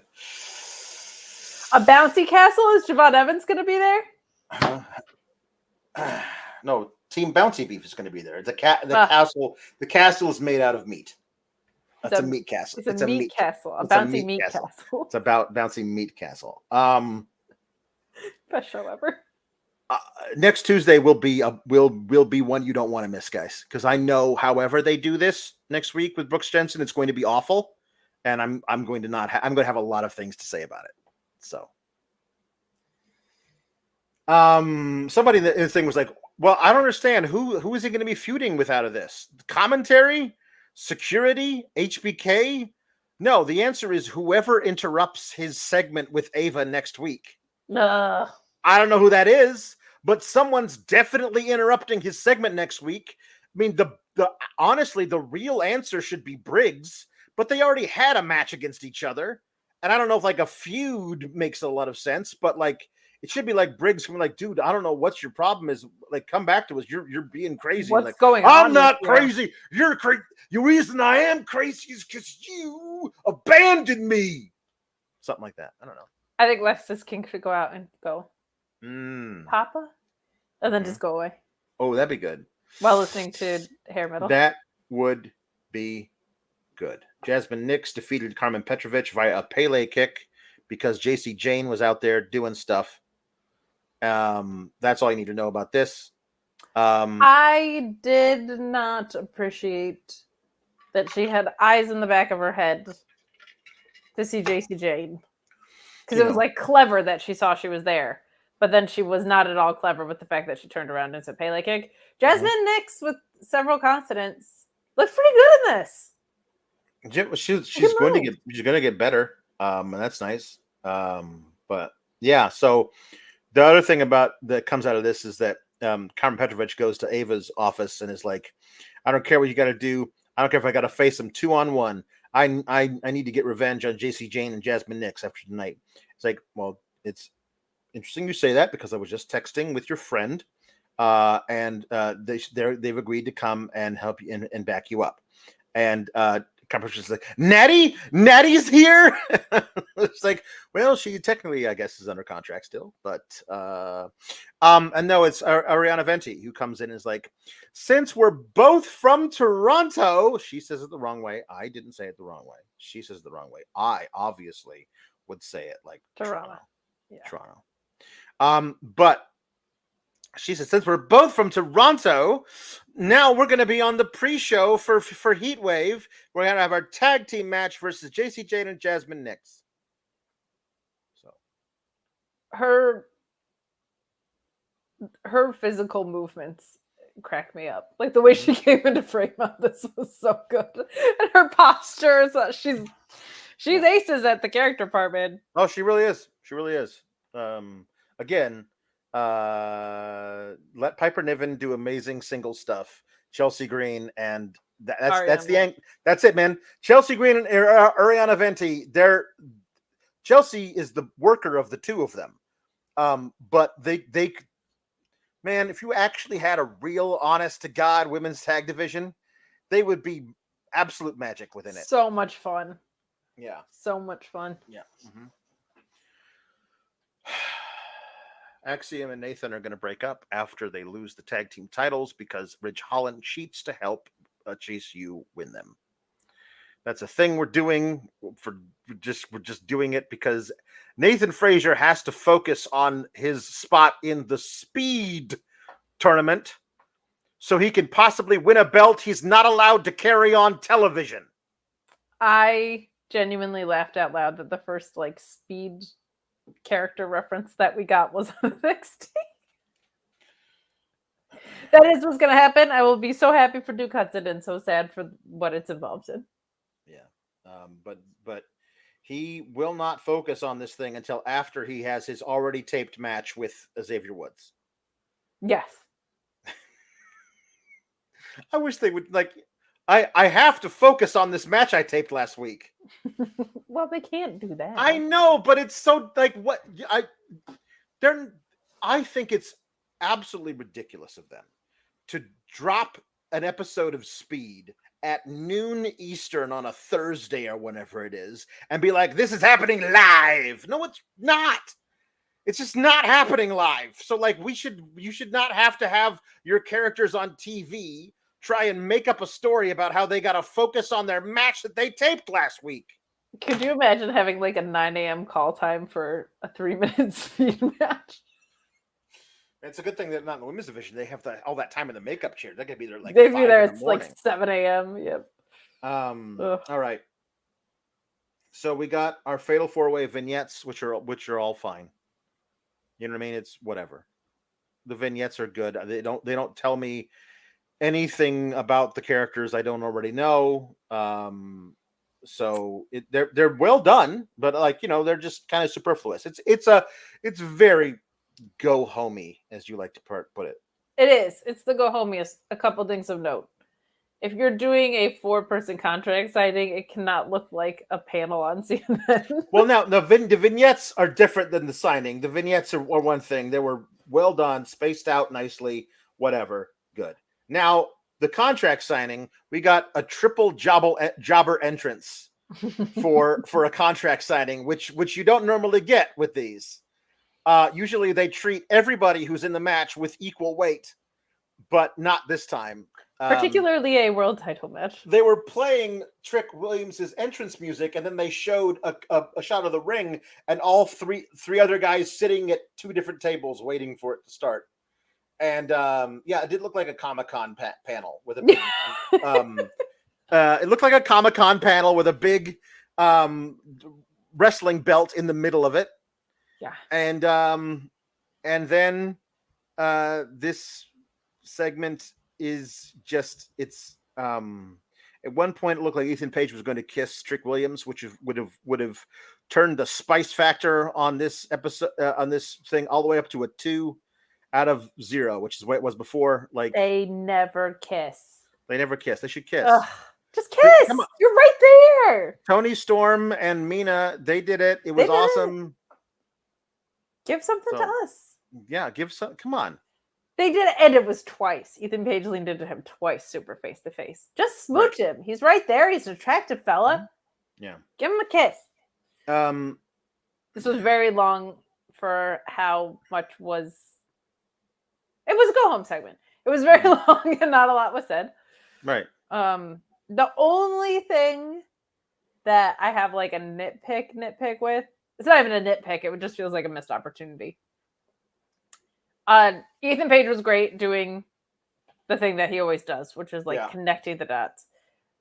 Sean Spears did his thing. And when he kept referencing the experience, and Javon Evans just jumped in and was like, man, enough of that shit. I'm in the same match that you are, basically. Right. He said, how much experience do you have holding the NXT title? And Sean Spears had to retort. And then he said, I'm going to win it, and then you're going to get showed up by a 20-year-old with no experience. I just wish he had gone for, then I will have had more experience holding the NXT title than you did at 20 years old. It was right there. Going for the kill on that. A lot of leading about Toronto in this from Sean Spears. A lot of back in Toronto, where I'm also from. It's not just Ethan Page, right? But they did at least justify the weird programming that they've had of late of having pinned Javon Evans, having pinned Trick Williams. They at least built it upon the booking that got them there, which they don't always do. So I will take that much. Well, yeah, I mean, this is so dumb. We have 2 guys who aren't even the champion being able to be I pinned you really recently. Why are you in this match again? Because you won a battle royal that I wasn't even eliminated from? You call into question all of the stuff. When you have them, they're able to tell the truth, and an impartial viewer goes, yeah, why is that guy in the match? just makes your booking look dumb. I mean, and them trying to be like that. Oh, heavens forfend. Javon Evans believes that he will win the title match on Sunday. And then Sean Spears is like, hey there, Trick Williams. Bet you don't like that. This kid says he's going to win the title match. That we're all in. Oh, it's got to not sit well with you there, champ. Like, if everyone just comes out and says this. Hi, I'm Ethan Page. I believe that I will win the Fatal 4-Way. Sean Spears says, hello, I'm Sean Spears. I believe that I will win the Fatal 4-Way. Javon Evans says, hello, I'm Javon Evans. I will win the Fatal 4-Way. Trick Williams says, I'm the champion. I believe I will retain. And then just pick two guys at random to put through a table. It would be a lot more efficient, honestly. Not quite sure what the Wyatt 6 Dr. Seuss / version was showing up there. But just perplexed by what was. Just no sell it and we'll move on. I'm okay with that. Tim McFowle says, hello SGS fam, proud Corey Crybaby here. I thought Lola was real good tonight, but damn, Javon was amazing. He outclassed everyone in the mic in that final segment by a lot. This kid is a star. He's very, very good on the mic for this young. Sure. He could have slowed down like a little bit, but overall he was great. Right. He was really great. He was. Yeah. Just waiting for him to. There he is. Hello. Anything we can help you? Okay. Well, Bad Apple Jam Treebeard saying, who has the better betting line of doing a sharpshooter at Heatwave? All you go, Ethan Page or Shawn Michaels? I'm sorry, I was distracted. It's probably Ethan Page. Probably Ethan Page for sure. Probably Ethan Page. Probably, I would say, more likely to do that. Is this Sean Ross Sapp like creature gonna hand us a VHS tape at any point? Like, I'm just kind of confused about what's going on here. JW Pringle says, hey, amazing Alex, Killer Kate, Papa Paul, Elizabeth, sisters, Louise, and all this SGS. What did I miss the last few weeks? Not much. Well, wait, I got the last name nod for Papa. Be still my heart. Yeah, they call you JW Elizabeth. That's very nice. That Double Jam Treebeard says, oh wait, we'll do that later. Will Chisholm says, my wife got our daughter listening to Backstreet Boys. I don't have the heart to tell her they haven't been together for like 25 years. Yeah. They might do a reunion gimmick though. Everybody is these days. They might. They reunited for that weird fabric softener commercial. They did reunite for that weird fabric softener commercial. Speaking of weird, keep getting disrupted. This broadcast is kind of creeping me out. Kind of like a spooky takeover of our show. Chris Pereira says it's Toronto, or Toronto with like a little at the beginning. You're gonna need y'all to get it right. I'm really sorry, Chris Pereira, that we're not doing it exactly the way you want. You know, it's not my bag. That's your bag. Mia Yim's face went splat. Mia Yim's face did go splat today. Will Chisholm saying that dive spot that Mia Yim took. Damn, this woman put on a show. They really did. Really good stuff. Really good stuff. Extremely fancy conehead over here. Man, I wish someone like Effie would kick this guy's ass. I don't know what he's doing disrupting. I honestly don't know. Okay. Tim McFall says that creepy guy keeps popping up, needs Mia Yim to beat his ass. I would love for Mia Yim to beat his ass. Honestly, it's what we all need. It could broker world peace. It's true. Let's see here. All we have left is the fun stuff, and then we just keep getting the weird guy messing it up. So I don't know if I want to. Do we just want to vamp until he comes back with another mask or a hat or a wig? All right. Well, I don't want to get interrupted because we get on the flow. We get in the whole flow here, and I don't want to like have not saying anything. Okay. We've got other bits to do, and he's like, "You got to be off in 2 hours." I know. I don't. We would be out in time, but he's just anyway. Lieutenant Colonel Photo says, "Extra, extra, Brunson, read all about it." This is journalism puns. Very good.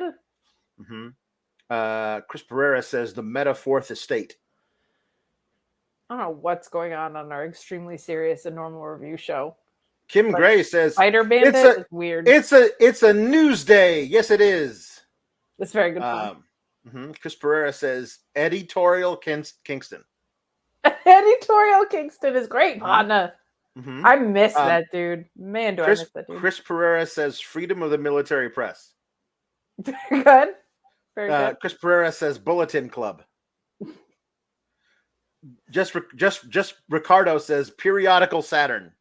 Periodical Saturn. That's very good. Underrated wrestler and an underrated pun. Alpha Bill says, "Are we watching rejected Wyatt vignettes?" Honestly, I don't know what any of this is. I have chosen not to. Hold on. What's? Sorry, someone's approaching me with a box. A box, yeah. What's in the box? What is this? Do you have a VHS tape that you could use as a? I have to send it out to the truck. Sorry. Good. We'll reveal an interview next week. Lieutenant Colonel Photo says front Ethan Page story. Very nice. Very nice. Chi-Town Spurs says all the presidents Ren Sinclair. Just Ricardo says Hangman back page. Very good. Cepha says the Royal Scrumble. Dirt Sheet Dominic Mysterio. Tom LaValle says Wyatt Page 6. Matthew Hook says Sean Reporter Scoops. SRS. Hell yeah. Techno Reporter Team 2000.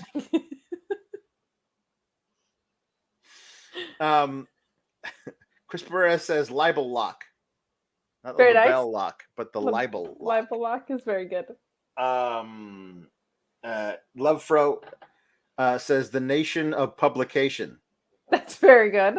And Bam Bam Blogalo. I love that we have our locked in ones. Mm-hmm. Alpha Bill says Techno Tabloid Team 2000. Very nice. Edster Clever Tegan Knox Pun says Tegan Anoximus Source. Very good. Got to keep them Anoximus. Anoximus. Chi-Town Spurs says freedom of the Preston Vance. Chris Pereira says Op Edge. On this day.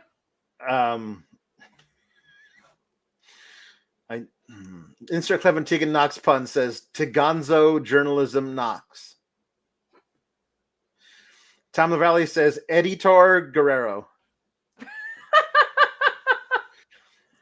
Chris Pereira says Guerrilla Press Release. Very nice. Chi-Town Spurs says Dear Abaddon. Dear Abby. Dear Abaddon. Lieutenant Colonel Photo says investigative journalism. Very good.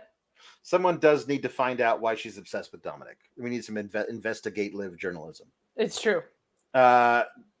Just Ricardo says, we want tabloids. We want tabloids. Meet Norma says Pulitzer El Zero Miedo. Ray Phoenix Sun Times. Very good. Bad Apple Jam Treebeard says WMC, Weapon of Mass Communication. Very nice. Techno Television 2000. Zach Social Jr. Bam Bam Broadcasting. Bad Apple Jam Treebeard says TMDK, the media don't kneel. I wish.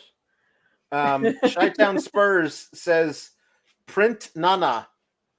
That's really good. I like Print Nana. Chris Pereira says MSNB Cesaro. MSNB Cesaro. Bad Apple Jam Treebeard says Facebooker T. And very good. Instagrado. Oh, Grado. Ian R says Got a bunch of them back to back to back to back. Tabloid Team 2000, Satirical Saber Jr., Bam Bam Blogalo, Speedball Mike Byline, Penta Libel Cerro Miedo, Radio Bafemi. It's streaming! Braun Muckraker, Defamation X, Ruby Soho Tribune. Very good.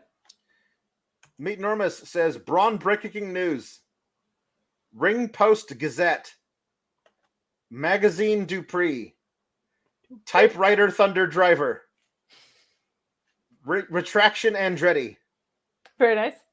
Meet the Gorilla Press. Very good. Apollo News. DNC Digital says Russian Leg Sweeps. What? Russian Leg Sweeps Week. Fax Moon. B Rolling Thunder. CM Junket. Oof. Sen and Moore at 11. Barbara Walters. Ms. TV Guide. The People's Magazine. Vanity Fair. Very good. Meet Norma says Technical Difficulties Team 2000. USA New Day. Wall Street Profits Journal. AR Fox News. Book Tour of the Islands. Meet the Gorilla Press. Prince Nana.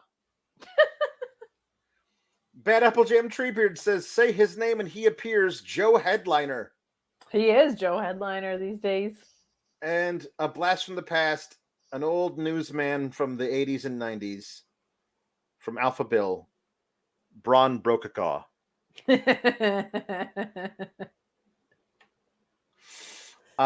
have some Scrum questions, but I guess you're the ones who have to read these. I can't read them.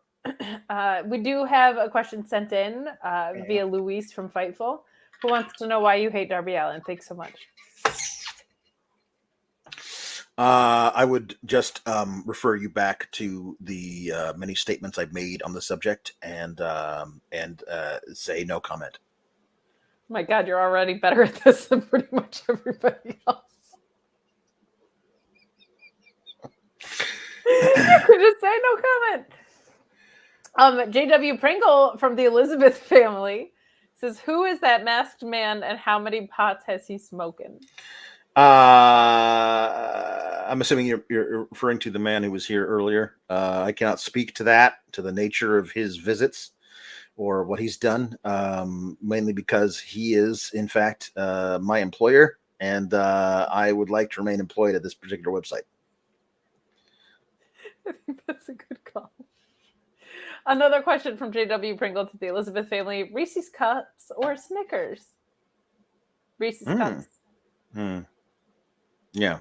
Can you put a Snickers in a Reese's Cup? That would be neat. That'd be great. I like that a lot. Meet Normus from Meat Castle. Oba Meaty update. He's got a big old shadow. We learned that. Yeah. He's very meaty. He's the meatiest man.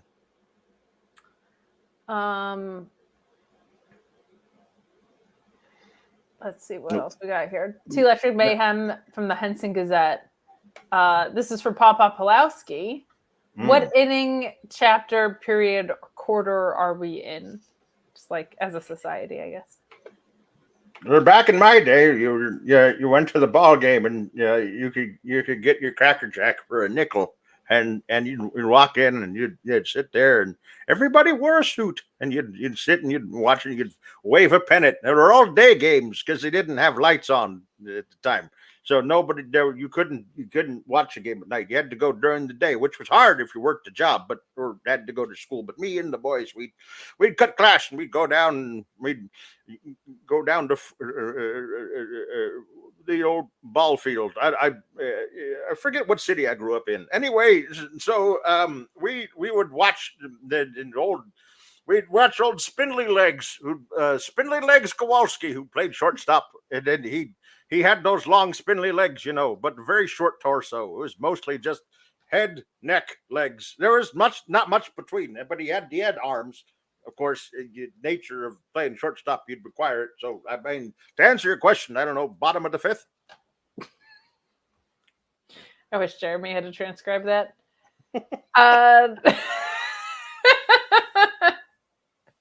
Lupongi Vice with a great question. Maybe gymnastics can be our forever. Ooh, I like that. I think it's possible. Mm-hmm. Pieces from the internet. Question for Kate. From What to Wrestle Lashes. How was asking Zack Sabre Jr. a question at the Scrum. Delightful. That match with Orange Cassidy was phenomenal.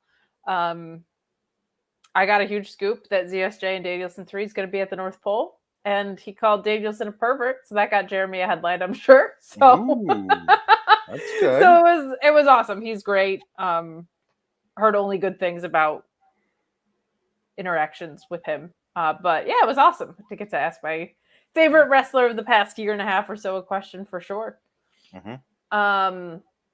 This is regarding the ribs. This comes from JW Pringle. I feel weird asking this because there is a familial relationship between JW Pringle and I, but have you ever tried a McRib? No. It seems that whenever the McRib is back, I am taking a hiatus from McDonald's. Simply at that time, convincing myself that I should stop eating fast food, which never takes for very long.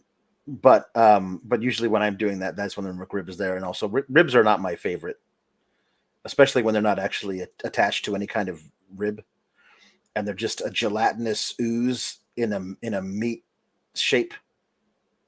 Just rubbing it in Ricochet's face that you don't even want ribs. But Norma said that his body never rejects ribs, nor is he ever ribless, which that makes sense. True. Yeah. Good. MD Psycho, Chris from Psycho News saying, gotta ask, we've been seeing for the past few months main roster superstars simultaneously appearing in NXT and the main roster TV.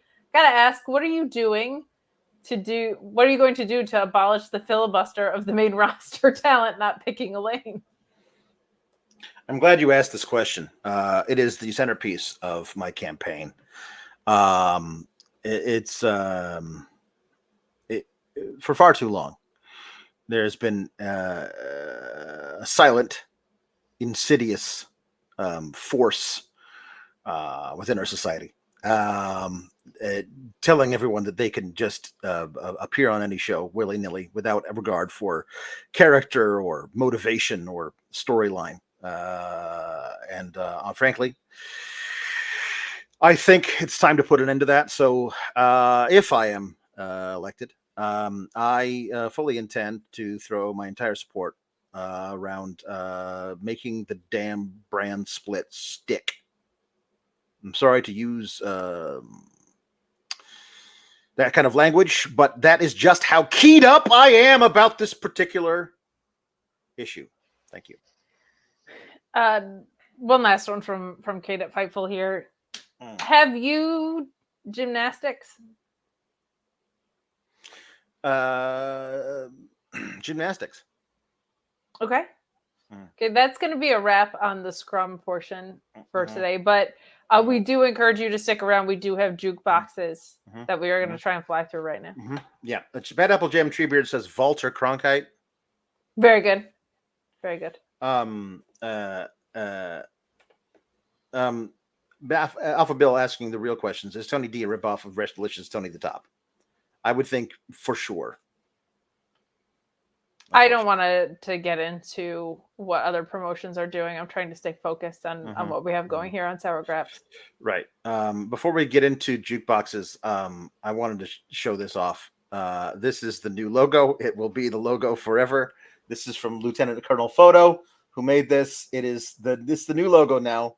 It's a work of art. It belongs in the fucking Louvre, and I want to wallpaper my house with it. It's the best thing that's ever been done by humankind, and I want it to adorn. This should be just when you open up Fightful.com, it should just be the landing page should be this. and you can't navigate away from it for like 15 to 20 seconds. Everyone should just look at this. It should just be an interstitial just sitting there. Mm-hmm. Bad Apple Jam Treebeard says that new Graps logo. Is it just me, or does Purple Alex and Green Kate make them look like the children of Grimace and the Grinch? No, it makes us look amazing. Look at us. We look fantastic. And also, like, it's called Sour Graps. Those are two inspired choices, to be honest. Yeah. Kitiara asking, are we going to show the graphic of the esteemed Lieutenant Photo made? I got to see Kate's reaction. She hasn't seen it yet. She actually saw it before I did. I did. I love it. It's amazing. It's the best. It's the greatest thing that's ever happened. I'm trying to make my Jada Pringle says, JW Pringle says, put it on a shirt for reals. I agree. I agree. We got some things to work out. The background might have to be sacrificed. Perhaps the background looks more like this background, but just with the updated me. Because a Hawaiian shirt, grapes print, I'm in. That would be good. That would be really good. Cooking. Yeah. Okay, let's do some here we go.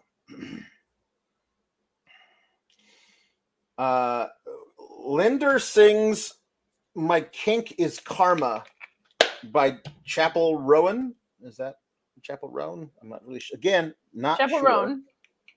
Okay. Also, hello. Oh, hello. My kink is Karma. In that I really did enjoy her run in WWE and in TNA. So my kink was that as well. She was great. So here we go. Many references. We broke up on a Tuesday. Kicked me out with the rent paid. Ruined my credit. Stole my cute aesthetic. Who knew that we'd let it get this bad when it ended? It's comical, bridges you burn. If karma's real, hope it's your turn. I heard from Katie. You're losing it lately. Move back with your parents and date girls who are 18. You can't do that. You can't do that. That's a Buddy Murphy situation over there. I don't want that at all. Remember that from the pandemic? It was awful. I do remember. It's hot when you have a meltdown and in the front of your house and you're getting kicked out. It's hot when you're drinking downtown and you're getting called out because you're running your mouth. Oh, good. And it's coming around. Yeah, it's coming around. Yeah, it's coming around. Oh, good. Oh, good. People say I'm jealous, but my kink is watching you ruin your life. You're losing your mind. You're dyeing your hair. People say I'm jealous, but my kink is watching you crashing your car, you breaking your heart, you thinking I care. People think I'm crazy, but my kink is karma. Thank you very much. That was beautiful. Feeling Dreepy says, happy fuck Goldberg Day to all who observe. It's Bret Hart's birthday. Oh, can we get Ludwig Kaiser performing tub thumping as a way of wishing him a quick recovery from his dusted ribs?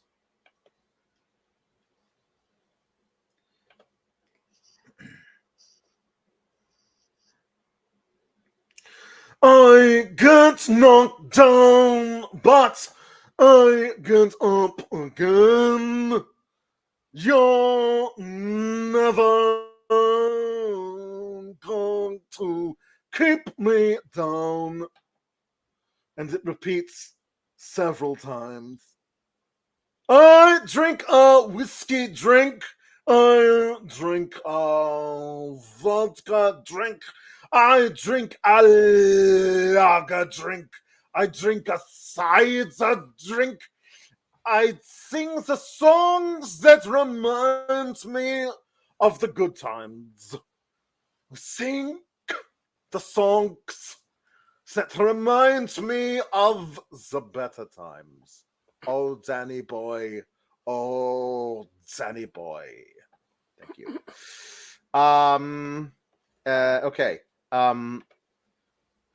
So I got that one. Here we go. Bad Apple Jam Treebeard says, since Alex is basically our Will Sasso, does he have a Macho Man Randy Savage? If he does, can he do the cream of the crop promo? Okay, so I don't think I do have a Randy Macho Man Savage. Oh yeah, you do. Come on, everybody's got him. I mean, it's not. I'm not one. Listen, I take pride in the mimicry that I do on screen here.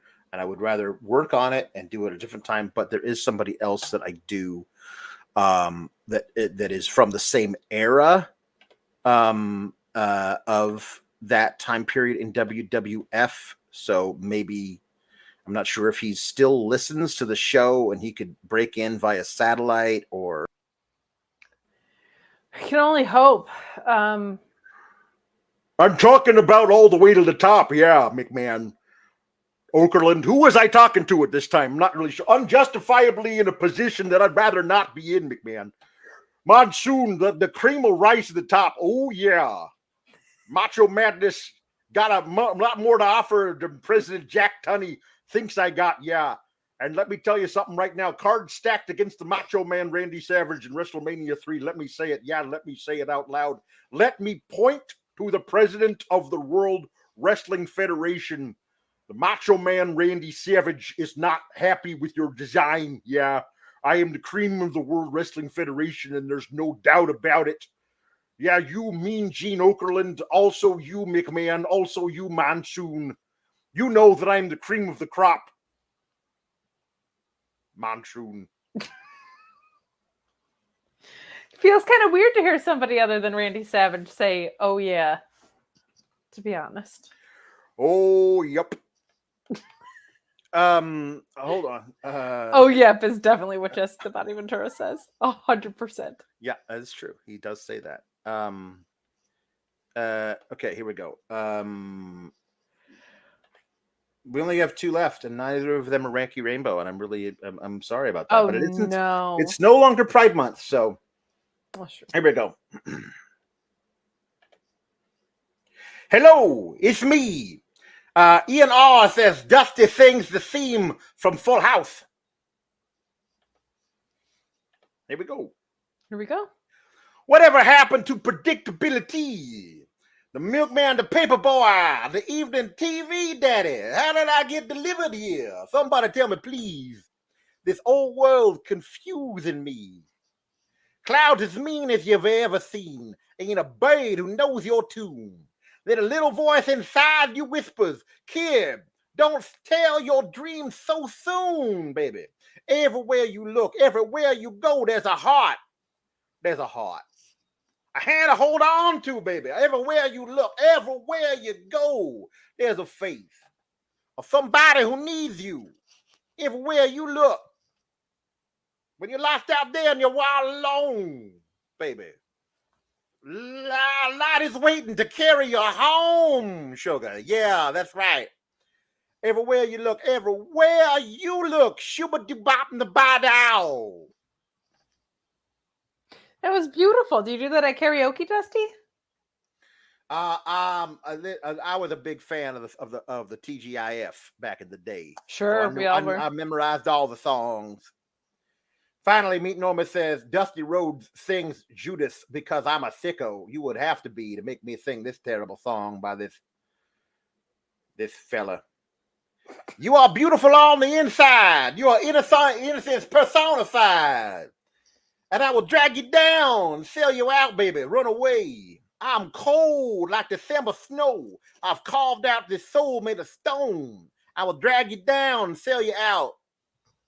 Embraced by the darkness, I'm losing the light, baby. I'm encircled by demons, I fight. That's hard times. What have I become now that I betrayed everyone I've ever loved? Push them all away.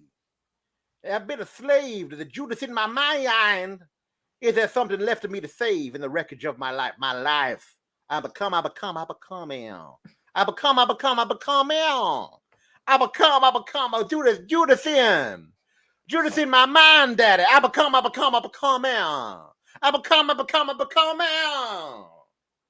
Baby, Judas in my mind.